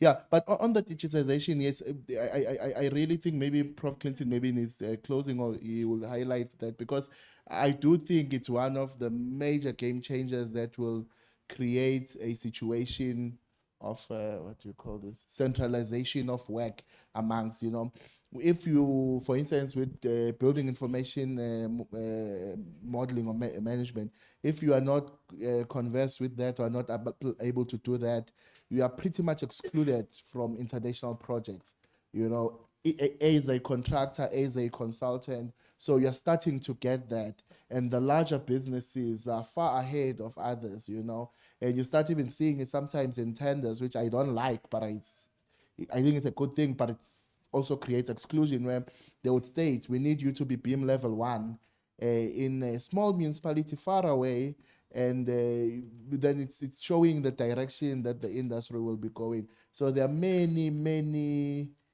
technological changes that are happening that I think will affect the future of construction. Even procurement itself, we are still stuck in the Stone Ages on how we do it. And those things will change. Many are going online, but there are many technologies that can be used there to improve transparency and other aspects. Yeah, I think it's an important point. Thank you very much, Mr. Dladla. Would you want to come in as well, DDG? Thank you. I thought those were very good points that you were raising, and it talks to our reach. Are we reaching, for example, the youth, particularly at a school level already? One thing that we are not picking up on is the fact that how do people find the construction industry? Do they find it interesting? Is this a field that they would want to be in? So for us, it's important to recognize even technology can help us to be able to bring about that interest. So when you look, for example, and you tell the youth that there's 3D printing for so many plumbing products or what fitments, etc., and at the same time acknowledging that by focusing on those aspects that you are able to then bring the people in, but bring in your other departments, better departmental collaboration, where you say to science and technology, help us to bring about the sexiness of the construction industry. So it's about improved awareness, capacitation, etc. And I think also it's about putting out the latest trends. And I don't think people are so fully cognizant of the latest trends. And I think one of the workshops we could be having is how people are using, for example, even printing on concrete slabs to be able to do the markings, etc. How to do work in the office whereby you would improve on visualization of construction buildings, etc. That will increase the awareness. That will also give the competitive advantage for contractors to be able to say, yes, as government, how do we keep our eyes on what is new? So if there are new contractors coming into a very competitive space, the question is, how do we improve their knowledge and their direction of where they must be facing? So that they don't think the conventional way only, but they say, I can sit in my home today, and because of the technological changes in terms of AI, I can fast forward my position in the industry by going ahead and researching these particular trends, trying to find investments in relation to it. And as government, we need to help them to get the connections to these other opportunities. Thank you very much for that response. I think let us take the last question. We're running out of time very quickly. If you could keep your question short and concise, and I'll ask that the panelists as well, whoever responds, 30 seconds, please. Thank you, Program Director. Always the challenge being the last speaker. Né? Sorry about that. So my name is Rudy Peterson, and I head up government and stakeholder relations here at UJ. So thank you very much, Deputy Minister. In absence, all protocol observed. I had the opportunity to mingle with the DDG Abrams earlier. And I must just say, we are proud as UJ that the department could be bringing this important conversation to UJ and celebrating 30 years of construction industry. And I'm sure, and I want to link up with my sister from SARS, that said, well, the challenge is how best we enable, use technology enabling. And I must say, you've come to the right place. UJ is known as the institution of the Fourth Industrial Revolution, as you know. Our former Vice Chancellor is now at the United Nations University. So that issue is addressed. Having said that, I think Prof. Clinton, as the SHSCRC chair, would also, I think, I would also wanted to say we need his comment also in terms of the technology enabler. So in terms of my question, it's a bit of a challenge. So DDG, the problem in South Africa is that we've got good policies and we are very good at policy development.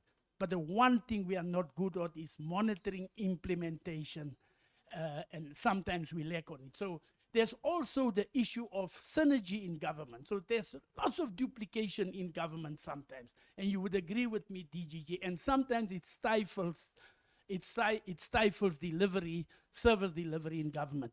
So my question to you is, how then do we better integration, monitoring, and evaluation? And I'm kind of thinking aloud here. Is the solution that instead of creating a ministry of electricity, to create a ministry of social, of integration, cohesion, and synergy? Because across government, there is duplication and there is just not synergy. I like it when Mr. Lara said, well, the first thing to do also as a responsible citizen is, are we paying our taxes, right? But I think across government, there is a lack of integration and synergy. So, and it stifles government. So I leave it up to there and look forward to your input, DGG. Thank you. Thank you so much. It's as if you were on a fly on the wall in the session I was earlier in this morning. I think we met as government, particularly to look at poverty, unemployment, and inequality. And so what you very often find is that all of us will speak at you and tell you we're doing X, Y, and Z well. And I think the point that we were raising was to ask the question, where's the connectors? So if you have, for example, we have the Expanded Public Works Program colleagues in the room. If you have the expanded public works program colleagues in the room and the SASA colleagues in the room with the grant, the SRD grant, and the aim is to be able to alleviate poverty and provide job creation, we need to start to be tough on the various programs and ask the question, I hear you from the expanded public works program. What happens after the job opportunity is done? Where do people go? And so as government, we need to start to ask, where's the connector points between the programs? In other words, we must develop better pathways. The next thing we need to be able to do as government is to be able to have better monitoring, as you state. We need to start to ask the question, who is the single entry point for all of these interventions? Is it the Department of Employment and Labor that has all of our IDs on it? So whether you're a contractor, whether you are looking for job opportunities, whether you're looking for employment opportunities, to actually recognize that the government is spending resources on every individual. And to ask the question, if I take your ID and I type it in and I ask the question, what did you benefit? We must be able to see what you benefited. And then as government, we must be able to say, aha, there is a student that got a bursary from Public Works, but they're now unemployed. And are there many more people on that database that have a similar program? How do we then develop, based on the data and doing better data analysis, better programs that are intended to reach? So I think in essence, we as government need to be a bit more tough on each other to be able to say, I hear your program, but if it doesn't achieve a greater impact, it's not good enough. How do you talk better to each other? How do we bring the the private sector in? How do we build better databases and a single point entry where somebody can tell us the changes that a program has made at an individual level? We also need to have a lot more discussion on households versus individuals. We also need to discuss the issue of dropouts. We need to be able to say governments spend the resources, but if we do not optimize the resources, then it's a bit of a challenge. We need to introduce accountability. And for me as a government official, the question I ask is, when my team gives out bursaries, to ask the question, if somebody didn't finish up their studies, while they are there, how do we support you? But if they do not complete their studies, to be able to say, how do we encourage accountability, debt recovery, all of that? Because that was somebody's opportunity. So we need to start to look at these finer things in relation to implementation. Policy is good, but we need to ask each other the tough questions, have single point of entry, much better monitoring, and then obviously when we engage you, we need to be able to come better with stats, figures, etc. But this type of forum is very, very valuable for us, for whereby we present to you. And as the young people, we want to encourage you to even critique us as government in relation to the work we're doing. Thank you. Thank you so much, DGG, for that response. I know we've taken a lot of time. Please don't kill us, Program Director. I'll rush them off stage very soon. But yeah, just in closing, thank you so much to all our panelists. Thank you as well to you, Dr. Mieza. And yeah, so let us get off the stage. Before you run off, I also have gifts for you. I think the only person who might not get his is Dr. Mieza. I'm not sure how we can get it through the screen, Doctor. So I've got my team on waiting patiently there. okay.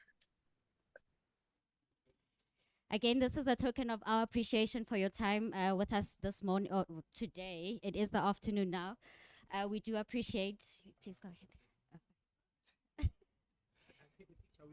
Thanks, Prof. At least I'm helping you get your 10,000 steps in for the day.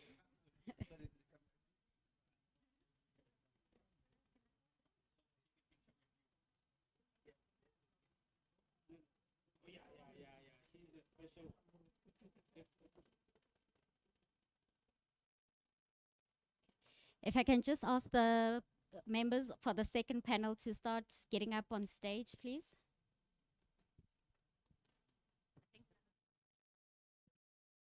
Good afternoon, ladies and gentlemen. All protocol observed. My name is Trifina Hokong, and I really would like to take this opportunity to really thank the organizers of this event, University of Johannesburg, all the partners and all the sponsors who are part of this event, the panelists that are here with us today, and also just recognize and honor the Honorable Deputy Minister in her absentia as well, Program Director, all protocol observed. My name is Trifina Hokong, as I have been introduced, and I'm the founder and CEO of Triumphant Zoe, and my organization offers professional quantity surveying services.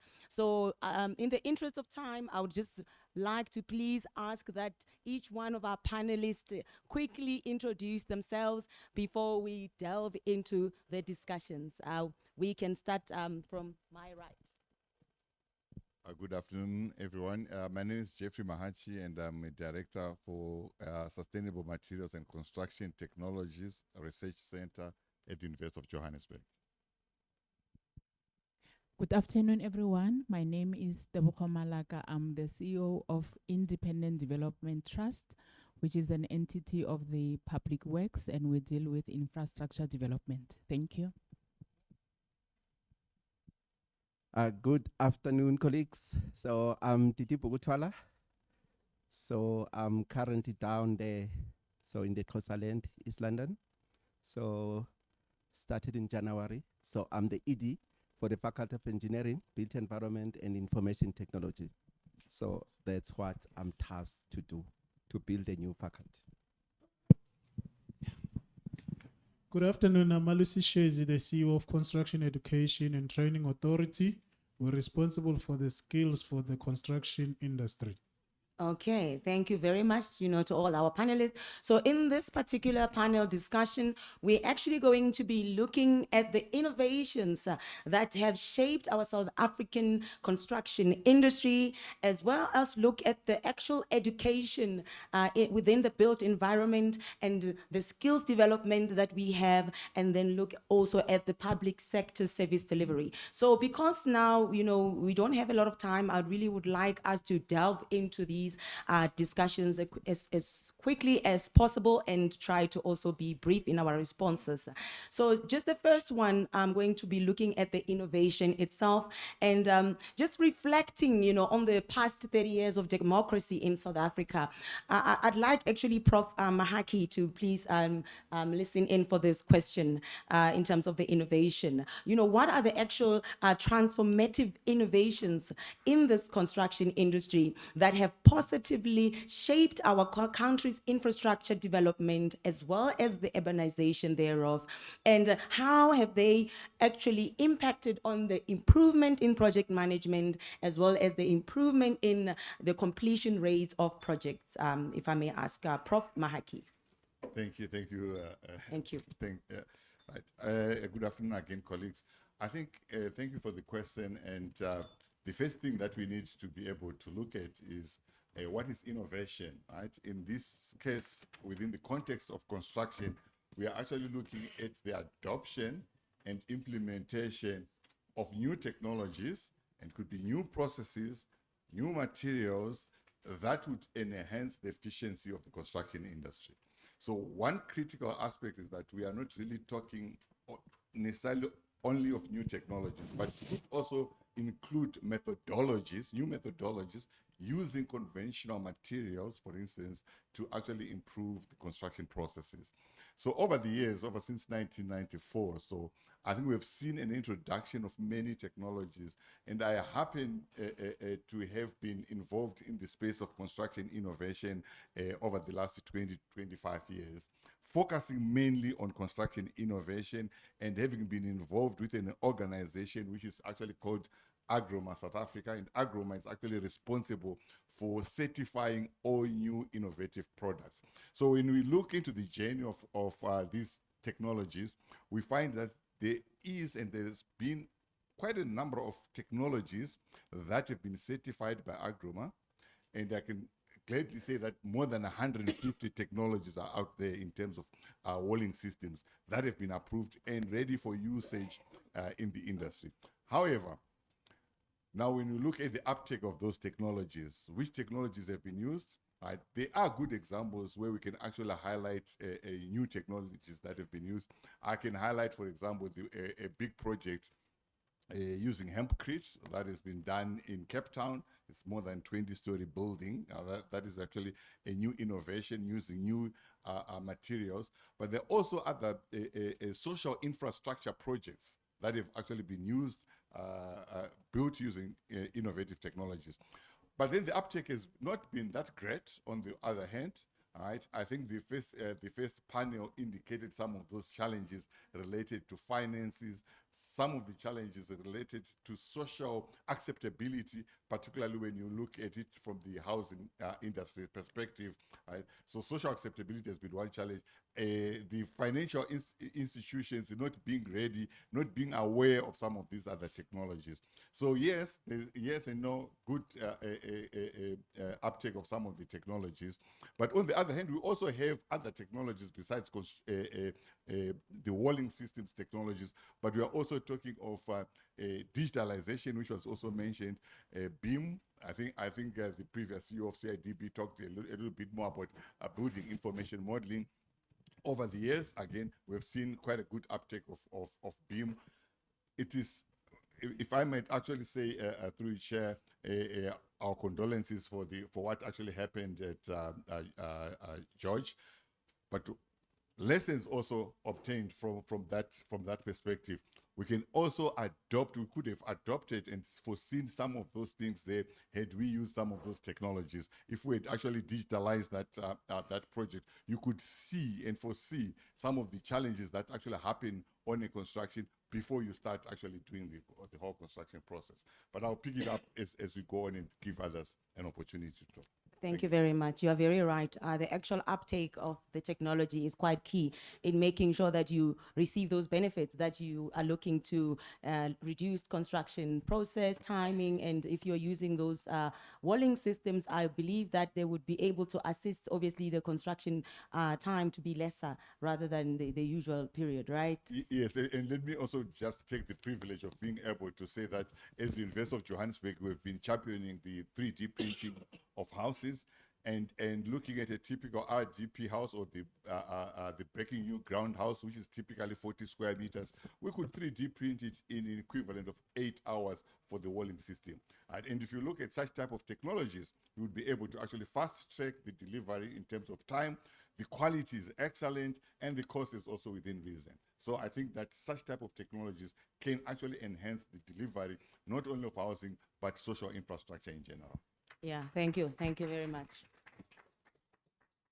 Very well said. And I think what actually can assist with that uptake is the actual education and creating awareness, you know, that we do have such a technology that is available that can be implemented, and looking at the fit for purpose, looking at, you know, skills gap, closing that skills gap, as well as Deputy Minister has mentioned and given us quite a nice, background of what actually the department is busy with. Now I'd just like to move on to the built environment education and try to understand what are some of the ways, this question will go to Prof. Wellington. What are some of the ways that, you know, academia and the industry can actually collaborate better and more effectively, so that we can ensure that the curriculum that is being currently taught is actually relevant, you know, for the industry, and so that the students are able to actually get the relevant skills they need to use them when they get to the workplace and to actually find a job. You know, we've got so many graduates who are not being able to find work, and how do we close that gap between, you know, the academia and then the industry itself? Thank you. Okay, thanks so much, Program Director. I think in the very particular question, you can answer it actually in twofold. One thing, I think in terms of university, in terms of the curriculum, so we need to be able to design, remember the curriculum when you design it. So we design the curriculum based, it must comply with different aspects. So part of the aspect it must comply with is in terms of the professional association, your Council of Higher Education, your SAQA. Then what we need to do now we need to bring the industry at that particular aspect to say from the industry, what are the particular skills that are required that need to be taught in that curriculum. So I think one thing that I'm seeing now, so the industry, in terms of the involvement of the industry, you find less of the industry in terms of the involvement in terms of the higher education sector. One of the ways that they need to involve, if you go to other countries, is in terms of research. So they need to provide research. In terms of the teaching, learning and teaching, it won't improve if ever research is not done. So those particular needs of the industry, because program director, we must differentiate. So I've worked also in the industry myself. When you go to the industry, so the only thing the employers will tell you, you're graduates, so they are not fit. They don't know anything, all those particular issues. So specifically, they want the graduate to fit exactly in terms of the work specification for the particular company, which I think that one, it won't happen. So when we train a graduate, we're training a graduate, a person who will understand different competencies. We're saying from those particular competencies that have been developed, what is the side of the industry, from the industry side in terms of skill that need to be added in that particular curriculum. So therefore, to me, so we need the industry. I think all departments, what is happening within the country, within the universities, so we're having advisory panel. Those advisory panel, they need to be effective. It's not a matter of them just meeting, having coffee, having biscuits, then after that they say, our next advisory meeting is actually in September. To say, after those PACA meeting, what is coming after the PACA meeting? Are those PACA departments implementing those particular recommendations, or not? So another thing, also in terms of the mixture, which I've seen, so with different universities, you find the panel sometimes that all the people are not well experienced, so in the PACA industry. I think that's one of particular weaknesses, because you need people who have walked that PACA journey, who understand it, who are gonna say, based on this PACA curriculum, these are the things that need to be added. One particular thing I can just tell you in terms of my experience of UJ. I was at UJ for a long time. So one thing that we did, we found our students, they had a serious problem in terms of soft skills. They go there, the only thing they know how to measure, they know how to manage, So those were taught by other people, by Fedi, they know only how to swear. So, yes. So I think all of you know Fedi, you know Fedi very well in terms of that. So, but one thing that you came in to understand was soft skills, they were a necessity for the student to understand the other dynamic other than the technical, which when we are looking in terms of other universities now, many of them now, they are looking in collaboration with the industry to say, your graduates, they know the technical aspect, but they cannot be able even relate in terms of working in terms of teams. So I think another issue that you may look at in terms of the reviews. So we need feedbacks when we send our student, and even those graduates who have graduated, those who are doing internship. Basically, one of the things, if you go to the different universities, we don't get feedback. The only thing, what the mentors do, they just sign the logbook. And after that, compliance, they comply. Ourselves, we just come and look. Everything has been done correct, everything done correctly. But if you sit down now, you talk to the student. So was there any work that was done? You'll find sometimes there was no work that was done. So I'm just saying that PACA partnership now, to say even the industry, when our students go there, what kind of capacity is actually there? Because they finish their diploma. After finishing their diploma, we're saying they've done their, experiential learning, but at the end of the day, you find they were just relaxing there. They're not doing the actual work. With program director, it comes to the issue now, whereby those PACA skills, if they're not nurtured correctly, once they go for professional registration, when they go now, you find those PACA skills, those PACA gaps, they are still there. So I'm just saying, in summary, we need a collaboration, so between the academic, and also the industry, which can take in terms of different forms. Part of it is in terms of seminars and workshops like this one, where we're gonna have the academic side, talking about the issue of curriculum, talking about different issues. So what is happening? One of the particular issues that is happening now, some of the particular graduates, they want to be entrepreneurs. Some, they want to work from 8 to 5. They don't want even run a spaza shop. So, but at the end of the day, are we preparing them? Another thing that we must look at, having a course of entrepreneurship, we've put it ourselves. I know at the 40 it was there, but doesn't necessarily mean that that particular student will be an entrepreneur. So we need a targeted approach to say, okay, maybe if they attend extra classes on entrepreneurship, we get seasoned people who gonna come and provide practical experience, to those particular students. Because I think everything, the entrepreneurship that is taught, in the universities is more theoretical than in terms of practical.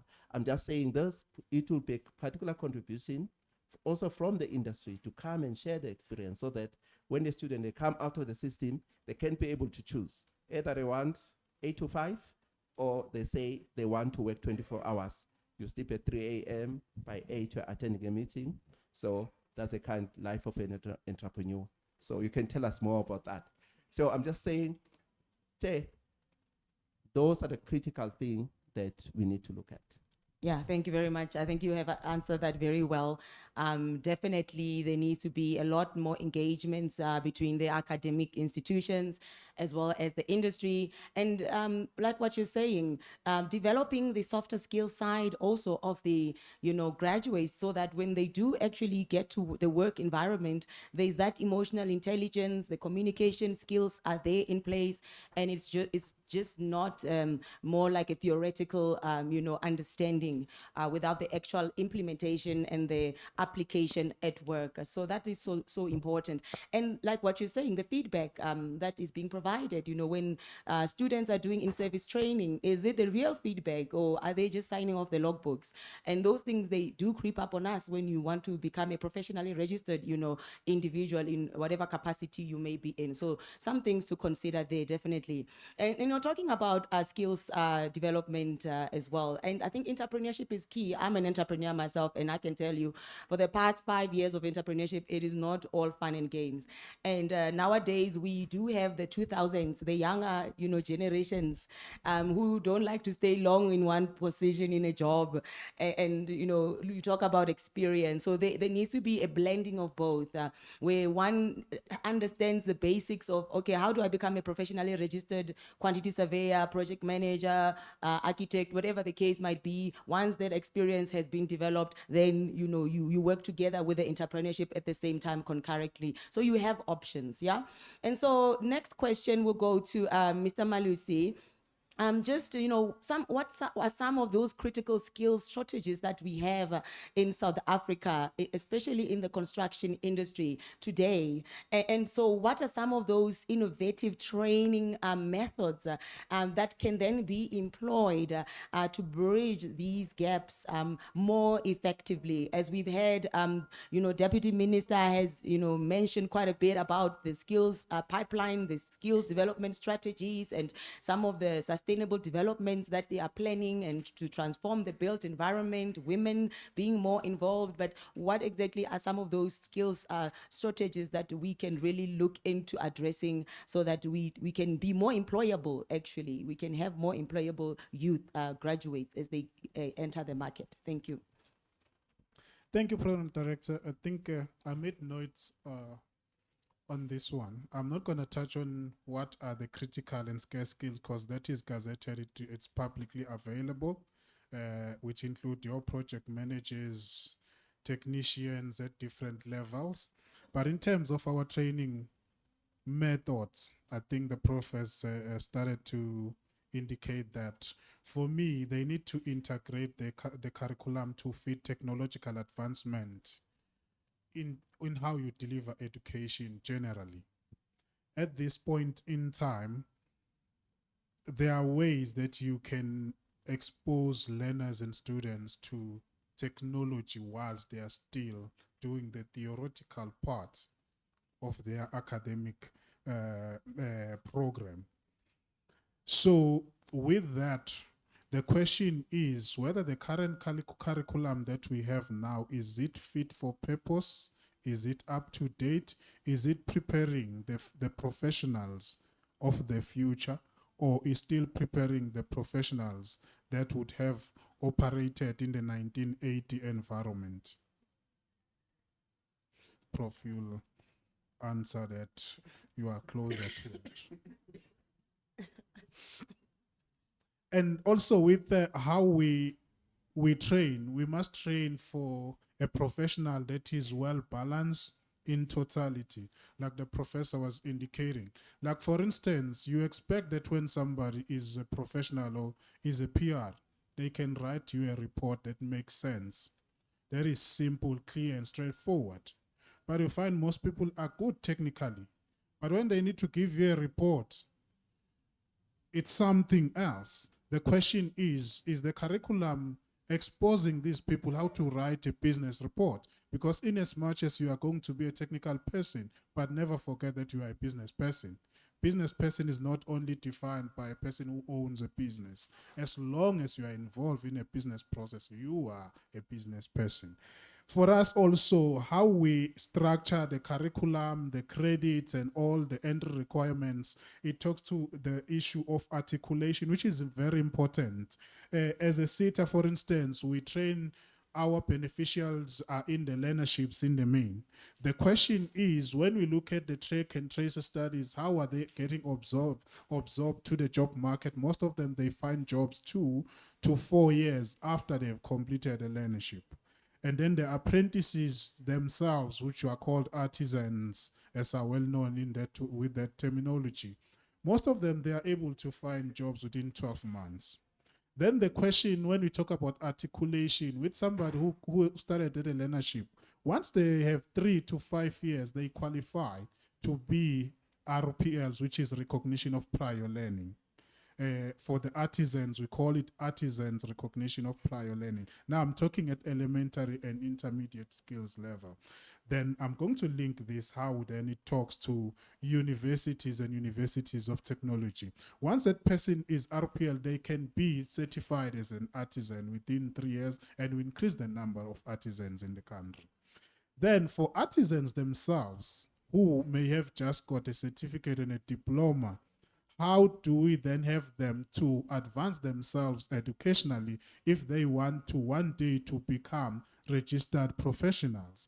That is the responsibility of the training methods that are adopted by the universities and universities of technology, to say, how do we recognize some of the credits of what these people have already done, and these people to gear also their education to be more of a technical education. And then for TVETs, it's the same thing. And then when somebody has gone to a TVET, how many universities are able to recognize what they've studied at a TVET? If we talk about the curriculum and the training methods that are geared to be able to move the country forward. And then the other aspect as well, there are skills that you need, like the analytical skills that you need at a later stage as a professional. It starts with the level of basic education. Is our basic education exposing the learners to think critically and creatively?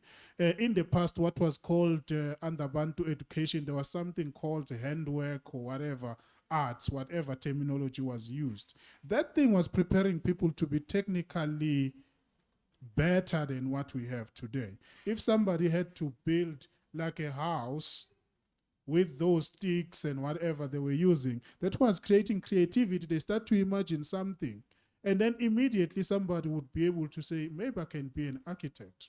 Coming from that is basic education, preparing then our learners to be able to think creatively and also to have analytical abilities that you need at a later stage for technical skills that you need. Maybe let me hold it here, that the training methods need to change significantly. The CEO of CIDB spoke about the PIM, which is something that is very critical for universities to make sure that it's compulsory and it's part of the curriculum and what we expose learners to.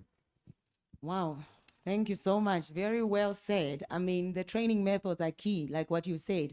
And we already have those critical skills listed, as he has mentioned. He's not going to go into the detail with that.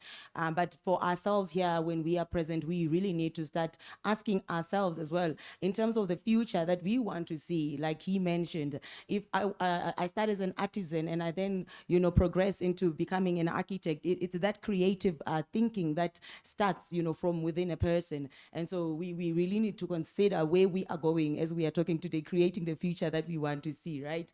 The future reimagined, and taking into consideration, again, I think working with our hands is something that we no longer really value. People, they are more inclined to working in an office environment because it just looks like a nice up job to sit on a chair, but are not realizing that actually the artisans also are part of the economy as well.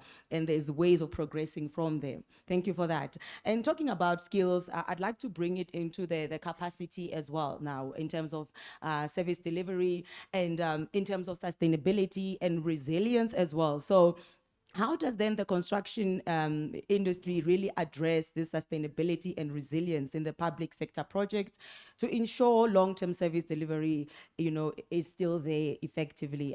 From your side, Ms. Teboho. Thank you very much, and good afternoon again. This is a very important question that you are asking, because as much as we can build modern buildings to address our service delivery challenges, if we don't address the issue of sustainability and resilience of those projects, then it's a very fruitless exercise on behalf of government.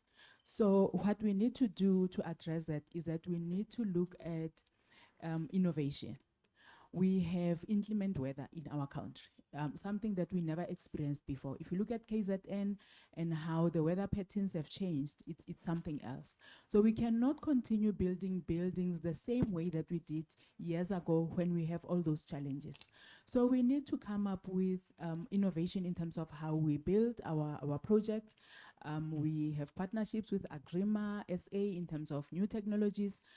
Last week I was talking to somebody and they were saying, there's this floating foundation. And I'm like, what is floating foundation? And said, no, if you are building on a water area, you need to do a floating foundation, something that we never used to know, and that it can be done. So we need to look at those technologies and innovation to say, with the kind of weather that we have, what do we then do to ensure that our buildings are sustainable and we address those challenges of resilience? But also we have the challenges of vandalism amongst our communities. So no matter how much we can address the issues of service delivery and bring modern buildings to our communities, if the issue of vandalism is not addressed, it's also a waste of government money, time, and also the issues of service delivery will not be addressed. So what we do as IDT when we implement our projects on behalf of government, we ensure that our communities are involved. So we do what we call social facilitation. And we educate those communities to say, this is how much this school will cost for government to build. It's your asset. Guard it jealously against crime, against theft. When there are computers installed, your computer labs, just ensure that you protect them. We see how there are strikes among our communities, roads are, tires are banned on the roads. Those affect the resilience and sustainability of the projects that we implement. So we need to be able to train our community so that they understand the implications. And if we don't do that, then our buildings and our projects will not be sustainable, and that will affect service delivery that the government is trying to address. The issue of maintenance as well. It's very important that when government does budget for a new project, the budget for maintenance is also included, because if you just bring a structure and you don't maintain it, it will dilapidate. And that will affect the issues of sustainability as well, and that building will not be resilient. Thanks. Thank you so much. Very well said, Mr. Boho. I agree 100% with you. Sustainability is key, and also just making sure the community is part of the process. When there is a project, they feel like it's their own project, and so they will make sure that they protect it and they don't vandalize the project. And again, resilience is important. Looking at facilities management and how do you also make it more sustainable in terms of the clean energy, sustainability in terms of green buildings, and as Deputy Minister has mentioned, it's quite important because buildings do consume 40% of the environment and also contribute to climate change and all of that. So thank you for that response. In the interest of time, I would just like us to give some time to the audience.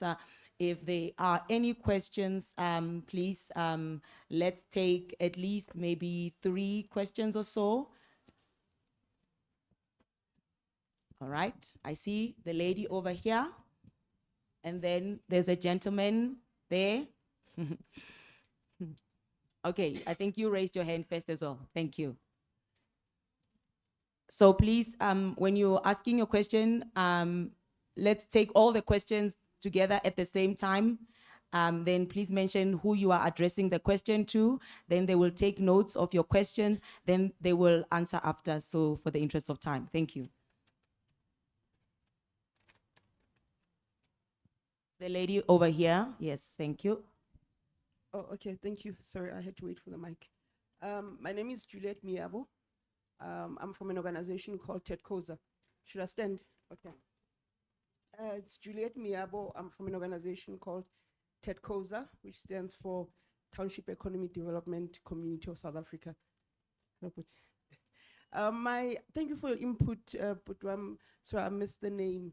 Our biggest concern, I just came from a session now where we're discussing about the skills and lack of skills amongst entrepreneurs. And the point that Puti has raised here about people not wanting to get into the entrepreneurship space because of its challenges. But the biggest problem is what was highlighted, that entrepreneurship is not in the blood of our young people from an early age. You cannot expect a 20-year-old to want to take risks of something that they've never been exposed to. They can take a risk of riding a train while it's moving because they've been exposed to it. That's easier than you telling them that they must put their money into something that they might not see returns of maybe for another 2 years. So now, how does an institution like UJ and other players that are sitting here, how are they going to lobby government to ensure that at an early age, at an ECD level stage, at a primary school level stage, we show that there are benefits to entrepreneurship? Rather than saying, take a girl or take a boy to work, what about taking a girl and a boy to a business environment so that they can see that there is benefits? Because we're not born like a lot of Jewish families. We're not born into that space, so we have to put it into our system. How are we going to do it together to make sure that we change the status quo? Thank you very much. That is the question for Prof. Wellington. He's taken note of that. Thank you. And then the next one was from the gentleman there. Thank you. I equally want to thank our Executive Dean, Professor Daniel Mashao, the Vice Dean, Didier Yembe, as well as the Director of Sustainable Human Settlement and Construction Research Center, together with all our leadership at University of Johannesburg, the government officials, executive directors who are in our midst. I'm Dr. George Anatu. I was former head of department for 6 years before I handed over to the young ones who are coming up now. I'm a town planner. My question has to do with the issues of collaborations among all the professionals. We are talking about construction building managers, project managers, quantity surveyors, architects, and town planners. How do we talk to one another? Do we understand what each others are doing? Then the other thing is equally I want to add, when we talk about the experience, what are we talking about the experience for our young ones? In the areas of which we have a program whereby our students, when you look around, if I ask so many of my students who are here today, Do they know anything about vacation jobs? We don't talk about vacation jobs now. The reason why I'm mentioning this is that I'm happy the CEO of IDT is here, CITA executive is here. How can't we look at it from the perspective of whereby some of these tenders, as well as financing of infrastructural projects, that these projects are brought into the university and we expose our students to have a hands-on while they are still in training? Can't we have a way of changing legislation to ensure that either 5% of some of the tenders compel the contractors to ensure that students have a component of that project? Last time I was in South Korea, I visited some of the universities. I was asking them, what are your futures when you finish studies? They said, look, we are holding ourselves. As soon as we finish schools, the jobs are out there. Why? Because you see an environment whereby any project, road construction, shopping malls, building of dams, contractors are compelled to take that project to any of the nearest universities. Like IDT has just highlighted, sensitizing the community with regards to this project belongs to you is fine. Part of that sensitization is equally to say, look, within this community, there is somebody studying construction project manager at UP or University of Johannesburg. We want you to be part of this project. With that particular approach, you will see the sustainability of those projects. So it is one of the contributions of which I would like us to think along that line. The tenders, the financing of infrastructural project by IDT, is there no way we can now put that component that for this project to become sustainable, to be an ownership of the various communities as stakeholders, the university undergraduates should be part of it. So that when these students are finishing from the university, we are not expecting them to be professional for registration, but at least they have those soft skills which Professor Twala has just mentioned. They will know that occupational health and safety, when you want to go to the construction site, you need to wear a helmet. Thank you. Oh, thank you very much for that question. Goes to both IDT and CITA. They've taken note of that. And then the last question to the gentleman here. Thank you. Thank you. My name is Bernice Swarts. I'm seconded by the United Nations to the Government of South Africa, Department of Public Works and Infrastructure. Just two things. The first one is to share with all the panel members. I look forward to working with all of them. Let me start with the issue regarding universities, where I'm currently involved with University of Cape Town, trying to create curricula that would be shared with all universities in South Africa and the whole of Africa, to try and create a new cadre of graduate who comes out ready to solve African problems. Thanks to the Washington Accord, most of our graduates can work anywhere in the world, but you take them, put them in front of Diepsloot or Khayelitsha, they're struggling what to do. So we're trying to see how do we get a graduate who comes out already knowing that the country needs to create jobs whilst creating infrastructure. The country needs to create climate resilient infrastructure, the future of work and all that. So I'm not going to go into details, but hopefully during the break we'll discuss some more. The second issue I want to touch on is in 2019 we had Cyclone Idai, and I had the misfortune of having to be sent to spend time in Mozambique and Zimbabwe. And when I came back to relax, I was deployed to Eastern Cape because 2 weeks before elections, you recall, we had bridges also broken down in Eastern Cape. People couldn't vote. And we worked with the defense forces there to help put up some of these emergency bridges. The point I want to raise there is that I learned that disasters don't care about your artificial borders. The damage is the same whether you're in Mozambique, Zimbabwe, or in South Africa. And therefore, we need to learn from those who have had problems. In Mozambique, they had disasters in 2000. You remember that girl who was born in a tree? Yeah, she's grown up now. But they've had disasters ever since. And the same in KZN, I think 5 years ago, we started having floods, and people still get surprised and call it a disaster. It's not a disaster anymore. We just need to plan for it and accept that climate change has arrived. But then what's the relevance in what I'm talking about is to do with the designs. I had coffee with someone who manages infrastructure in a province I will not disclose. It's not here. But I asked this person, some of you have heard this story before. I asked, what happens if your bridge, which was built 40 years ago, collapses? Are you going to put it back to what it was 40 years ago, or are you going to build it back better? They said, I see you're trying to trick me with your question. Unfortunately, I will build it back to what it was 40 years ago. I said, why would you do that? They said, because of the standards. If I try to be innovative, build back better, it collapses, I lose my professional indemnity, I go to jail. So I'd rather build a structure that I fully know will collapse, but I'm protected legally. So the challenge I'm throwing back to all of us today in this room, how do we revisit our design standards so that they are relevant and become ready for the climate change that we're all talking about? Thank you. Thank you very much for that input you've given. It's such good food for thought, and I'm sure that you can engage with all the panelists here afterwards just to discuss further as well.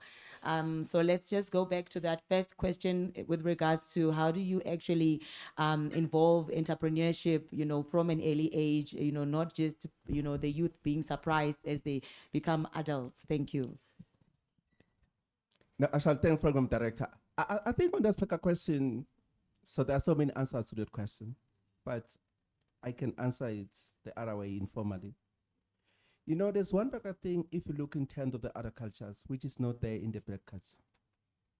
From the young age, they are taught the skills from the family. Ourselves as black people, we are not doing that. So you find students, some of the students who are not black, when they go to university, they just want a certificate to be able to run a business. They've got all the skills, they've got everything. Ourselves, the entrepreneurial skills we're thinking about now to say now, there's unemployment. Unemployment is high. What you need to do now, we need to factor in those entrepreneurship skills within those programs. So, which to me, I think we need to go back to say, as we grow up ourselves, there were skills that were taught at home. One fundamental, even at school level, part of the thing that was taught ourselves, it was compulsory to do sewing and woodwork, all those type of things. Even now, I know how to sew my things. I know how to do those type of things. So agriculture, it was compulsory at primary for all of us, which that was the main thing that was ever done to black people, to remove agriculture not to be compulsory until high school. So therefore, what I'm saying those are particular things now that we need to lobby now, even at school level now, at primary level now, to say they must take extra classes. So in terms of those particular entrepreneurial skills. So I'm just saying, because part of the thing that we find at a university level and at a work level is the issue of attitude. Some of the people are not able to do their work, not because they don't have skills, because of attitude. How do you teach those things? You teach them, you mentor them at an early stage, so to deal with the issue of attitude. Otherwise, many people are competent, they know how to do their work, but the only thing that is lacking is attitude. Otherwise, if you can deal with the issue, you're gonna have a better society. Another thing, why I'm raising this issue, I've seen, on a just a short story program director, I visited a friend, actually last month. I found they were just at a playground. They were kids. They were just reading. They were having some papers, so laminated, those papers. Then I asked them, what are these kids doing? They say, no, every Saturday, they actually come here. What they are doing, they are citing verses. So that on Sunday, when they cite the verses, if you cite the verse very well, you actually get a prize. Then I say to my friend, what about if we can do also, we do something like that, we give them something like entrepreneur, we teach them, we give them something, how to start a business, how to do this type of thing. so that they also, at a younger age, they also have competition about that. Understand to say, we can give you some money, so at a family level, then you are able, so actually to run your own business. But I'm just saying there are things that are happening there from the church that you can learn, because that's indoctrination. We also need to indoctrinate them now to say, your future is around business in terms of the thinking. Then later in life now, they can be able to say, do I want to be a worker, a full-time worker, or I want to run a business? I'm just saying, to me, we need to look at the orientation now to say, in terms of business, at an early age, we need to be able to initiate them. So, I mean, at the local level. Otherwise, we're coming later on, which you find is actually too late. But the other initiative that we actually need to look at, I'll just tell you about a short initiative. We have to actually go to the last question because we are running out of time now. Program director. At Walter Sisulu, we've started a cell phone repair program. We can talk about it. So training people is working very well. So we can talk about it, how it's creating work. So if you look at cell phone shops, all those shops in South Africa, they are not done by South African. So I'm just saying there are opportunities there that you can work on. Yeah. Thank you for Thank you, that. Chair. Thank you so much. I don't know how much more time we have. We don't have any more time. Okay. So I guess we will have to close it here at this point. And thank you to our panelists. You know, they came very prepared, and you know, the discussions can go on and on and on. But thank you also for the audience and your interactions with the panelists. And I want to take the opportunity to also thank the University of Johannesburg, you know, the sponsors, the organizers, program director, the executives, the CEOs, and all the distinguished guests who are here with us today. My name is Trifina Hokong. Thank you very much.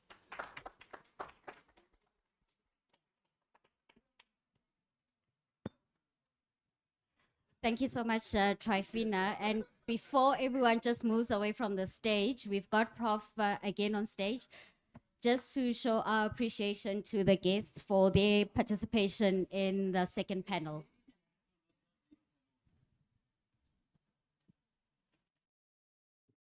What an impactful session we had with the 30 years of democracy in South Africa, celebrating an event on the history, present, and future of the South African construction industry. With a celebration, as was mentioned by Prof. Mashawa earlier, you are able to identify what your challenges are, but equally so, you are able to come up with the solutions attached to those challenges. In terms of the panel discussions that have taken place today, we were appraised of the challenges that each of the panelists experience in their individual industry. But together with that, we also were able to identify the solutions that come with those challenges. So it's an opportunity actually to change those challenges into what can work as solutions to deliver service delivery within the country. So just in terms of some of the solutions that were identified, I'll just highlight briefly, just so that we can leave here not only remembering the challenges that were actually that were highlighted, but also the solutions that were provided. Practical solutions that are implementable, and some of those solutions came up during those discussions, some of which relate to access to funding to tackle the new contractors' challenges that were spoken to earlier, the compulsory policy implementation to assist with contractor development, the ways in which contractor professionalization and development can be rolled out, incorporating technology to enable innovation and modernization, accountability through the integration and cohesion as well as synergy by government departments, the bridging of the gap between academia and industry through curriculum design that complies with the different relevant aspects that are aligned to the industry, training that is relevant and contributes to skills development, and building capacity for service delivery. Lastly, the inclusion of communities for service delivery to proceed and progress. Ladies and gentlemen, that brings us to the discussions relating to the panel that we had set up for today. In terms of our program, we have two more items that are dedicated to the way forward. The first one looking at the 30 years construction book publication, which will be presented by Professor Clinton. And secondly, the launch of the DSBED that Dr. Samuel will take, Dr. Samuel as Dr. Love will take us through. And then we will, after that, ask Dr. Murendeni, who is the Deputy Director for SHSCRC, to come up stage to also then give us a vote of thanks. Before the three items, though, I just want to make an announcement in terms of what happens at the end of the vote of thanks. We've got refreshments for everyone in the foyer. And then can I just ask the panelists to go to the Waterford restaurant, but we've got Tando that will assist everyone within the panel to get to that venue. Prof?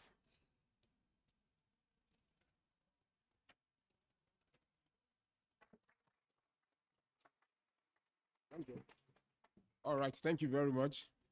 I think we have really done well with time management. In terms of the way forward, if you know us very well, one thing we don't take for granted is the opportunity to publish. And the way forward is that we are not going to allow all the discussions that we've had today to just go unnoticed. So we're already working on a 30 years construction book for the South African construction industry. Can we put our hands together? So in this particular book, I'm sure it's going to be a very good resource for postgraduate students, undergraduate students. But one thing we want to achieve with the book is to look at the past 30 years, but we want to look at the history. If you've done research with us, one of the things we always do is to talk about theoretical understanding. We need to know how we got to where we are, and much more, we then talk about the future. So if you are very interested, we're going to have a call in the next 2 weeks where we're going to have teams relating to innovation in construction, innovations that have shaped the South African construction industry. We're going to talk about issues of finance. We're going to talk about industry development, contractors development in the industry, built environment education, which is dear to our hearts. And listen to the discussions. In terms of the aspect of digitalization being taught, I want to say that from our research center, we don't just talk about digitalization. We are actually kind of looking at active ways to integrate it into our teaching. And for that, we are really active with construction digitalization. So at the moment, we are developing a construction digitalization lab. We are not just going to be preaching about BIM anymore. We are creating a hub where people can actually come and be taught on aspects relating to building information modeling, blockchain, digital twin, and cyber-physical system. Cyber-physical systems relates to IoT, because when Mr. Boka was talking about issues of maintenance, you realize that even the George building, if there were issues of cyber-physical system or digital twin, when the building was being constructed, if sensors were being installed and it was monitored in real-time visualization, you can actually see shift and movement before the collapse. So it was preventable because it is being done already. So we are creating that particular lab, and we have gotten a lot of sponsors that have been helping us. CIDB actively helping us also to create that particular digitalization lab, and we also partner with some universities in China. So we also look at aspects of skills development in that book, also look at public sector service delivery and construction industry digitalization. It's going to be an authored edited book where we're going to have multiple authors from various walks of life looking across the entire South Africa. And at the same time, the other aspect of the book we're looking at is to include information from other African countries. We want to basically also understand, like for instance, the Ghanaian construction industry, the Nigerian construction industry. We have active partners in Rwanda, Namibia, and Zimbabwe, and even Lesotho, so that we can actually have it so that if somebody pick up the book and you want to understand construction, looking at where we are going to and where we are, it would be a kind of a very good resource book. So that's the way forward, and it's going to be a book that we hope to circulate to universities, and it's going to be published with Taylor and Francis, and we'll see how that particular exercise will go. So ladies and gentlemen, I want to say thank you very much. As we go, I'm going to call on Dr. Love and Dr. Samuel.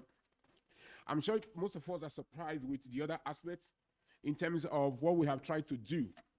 we have been working on, as part of impact we're trying to leave. I worked with a mentor who is very, very strategic. He gives me a lot of stories, okay? If he wants to teach me something, he doesn't tell me straight, he will give me a story. So I have known him for the past 18 years. I am very happy to call him my mentor anywhere, Professor Twala. He once taught me a story of everybody basically saying things, and he said the story of who would bear the cat. That there was one particular event where a particular cat was terrorizing the whole community, and all the rats were having a meeting of how do we overcome this cat. And everybody was coming up with a lot of beautiful suggestions. It didn't work. One guy now came and gave a suggestion to say, let's put a bell in the neck of the cat. And all of them shouted and said, good idea. After they have finished celebrating, and one of the old rats now told them, who is going to put the bell at the neck of the cat? So he told me in that story, Prof, that still today, they are still waiting for the bell to be put there. The question I had asked him then was, Prof, how do I become a well-published researcher? That was my question. And he gave me a story. So at the moment, we have been working on a particular document called the Digital and Sustainable Built Environment Digest. We call it DSBED. DSBED is very dear to our hearts because we realize that in South Africa, you really have very few built environment magazines that have been distributed where anybody can write because everybody wants to publish. We realize that people also struggle to publish in these journals. So we kind of create this particular digest that is going to be done 2 times in a year that will chronicle information, activities within the built environment, much more what we do. Let me try to be focused here. So the Digital and Built Environment Digest, according to the team that have been working on it with me, is a publication that is dedicated to advancing sustainable construction practices and digitalization in the built environment. This particular digest aims to unlock Africa's construction potential through innovative solutions and revitalized strategies. The digest will cover topics such as sustainable and innovative construction materials and integration of technology, skills development, education in the construction process. This particular digest is going to be produced by our research center in collaboration with the DSI and NRF research chair that we hold in South Africa.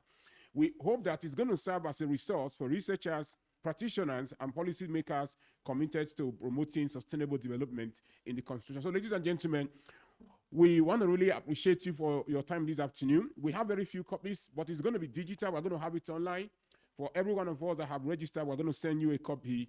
And this is the very first maiden edition, and we're very happy to be launching it in this particular event. I want to say to all the team that have worked on it and contributed, one of the things you will see is that the contributors are not just PhD holders. We have students with masters, and some of them have written interesting things. And inside the digest, when you have your copy on it, we also talk about blockchain technology, which we are also working on, how to use blockchain for procurement. And also, there's on page 6 where we talk about who we are. The who we are is our research focus as a center, as an entity. In case you are interested in doing your master's, you're doing your PhD, or doing research with us, you can look at the research areas and we are open for collaboration. So, ladies and gentlemen, I want to thank Dr. Love and Dr. Samia. Where are they? Where is Dr. Samia? Yes, thank you very much. And Dr. Love, they have been active on this, and Dr. Lupadzi. Oh, thank you very much. They just told me now that if you scan the code, you will basically land on the DSBED. I think people are very smart. That's why I work with them. When you work with smart people, you really look smart. So when you scan it, you are going to see it right there. So, ladies and gentlemen, thank you very much. Thank you very much. Ladies and gentlemen, I have a diverse task of giving a vote of thanks on behalf of the university, the faculty, the department, and the research center, as alluded by the previous speaker. However, just to add on the previous speaker's words, we have short learning programs in the research center that focuses on construction project management, digitalization, and contract law. So as stakeholders, we can also look into those short courses. So as we celebrate the 30 years of progress in the construction industry, and in the country at large. We are proud to collaborate and work with the Department of Public Works, as we've seen here, in different ways. And I think the engagements that we had today proves the importance of the discussions also going into the future of the country and the construction industry. But to be short, as we've been here for some time, so that I don't take much of our lunch time, specifically to the Department Minister, Deputy Minister Swart, we thank you, Professor Mashau and team in the faculty, DDG, Abrams and the team in the department. We thank you for also gracing us, all CEOs from all the public entities, as you know them, all the university HODs within the University of Johannesburg. We thank you for gracing us. The academics that are here as well, the students, and all industry partners, and specifically those who are hosting us today, the School of Tourism, here where we are. And just to conclude, as we are ending this function right now, all our panel speakers and their immediate guests, your lunch will be served at the Waterford restaurant on my far right. And all the rest of us behind this particular building, that's where we'll have our lunch. Thank you very much, and look into our LinkedIn pages as the center, where we'll be posting all our events in the next nearest future. Thank you very much. That brings us to the end of the program. Once again, thank you everyone for attending. A very warm thank you as well to all our panelists.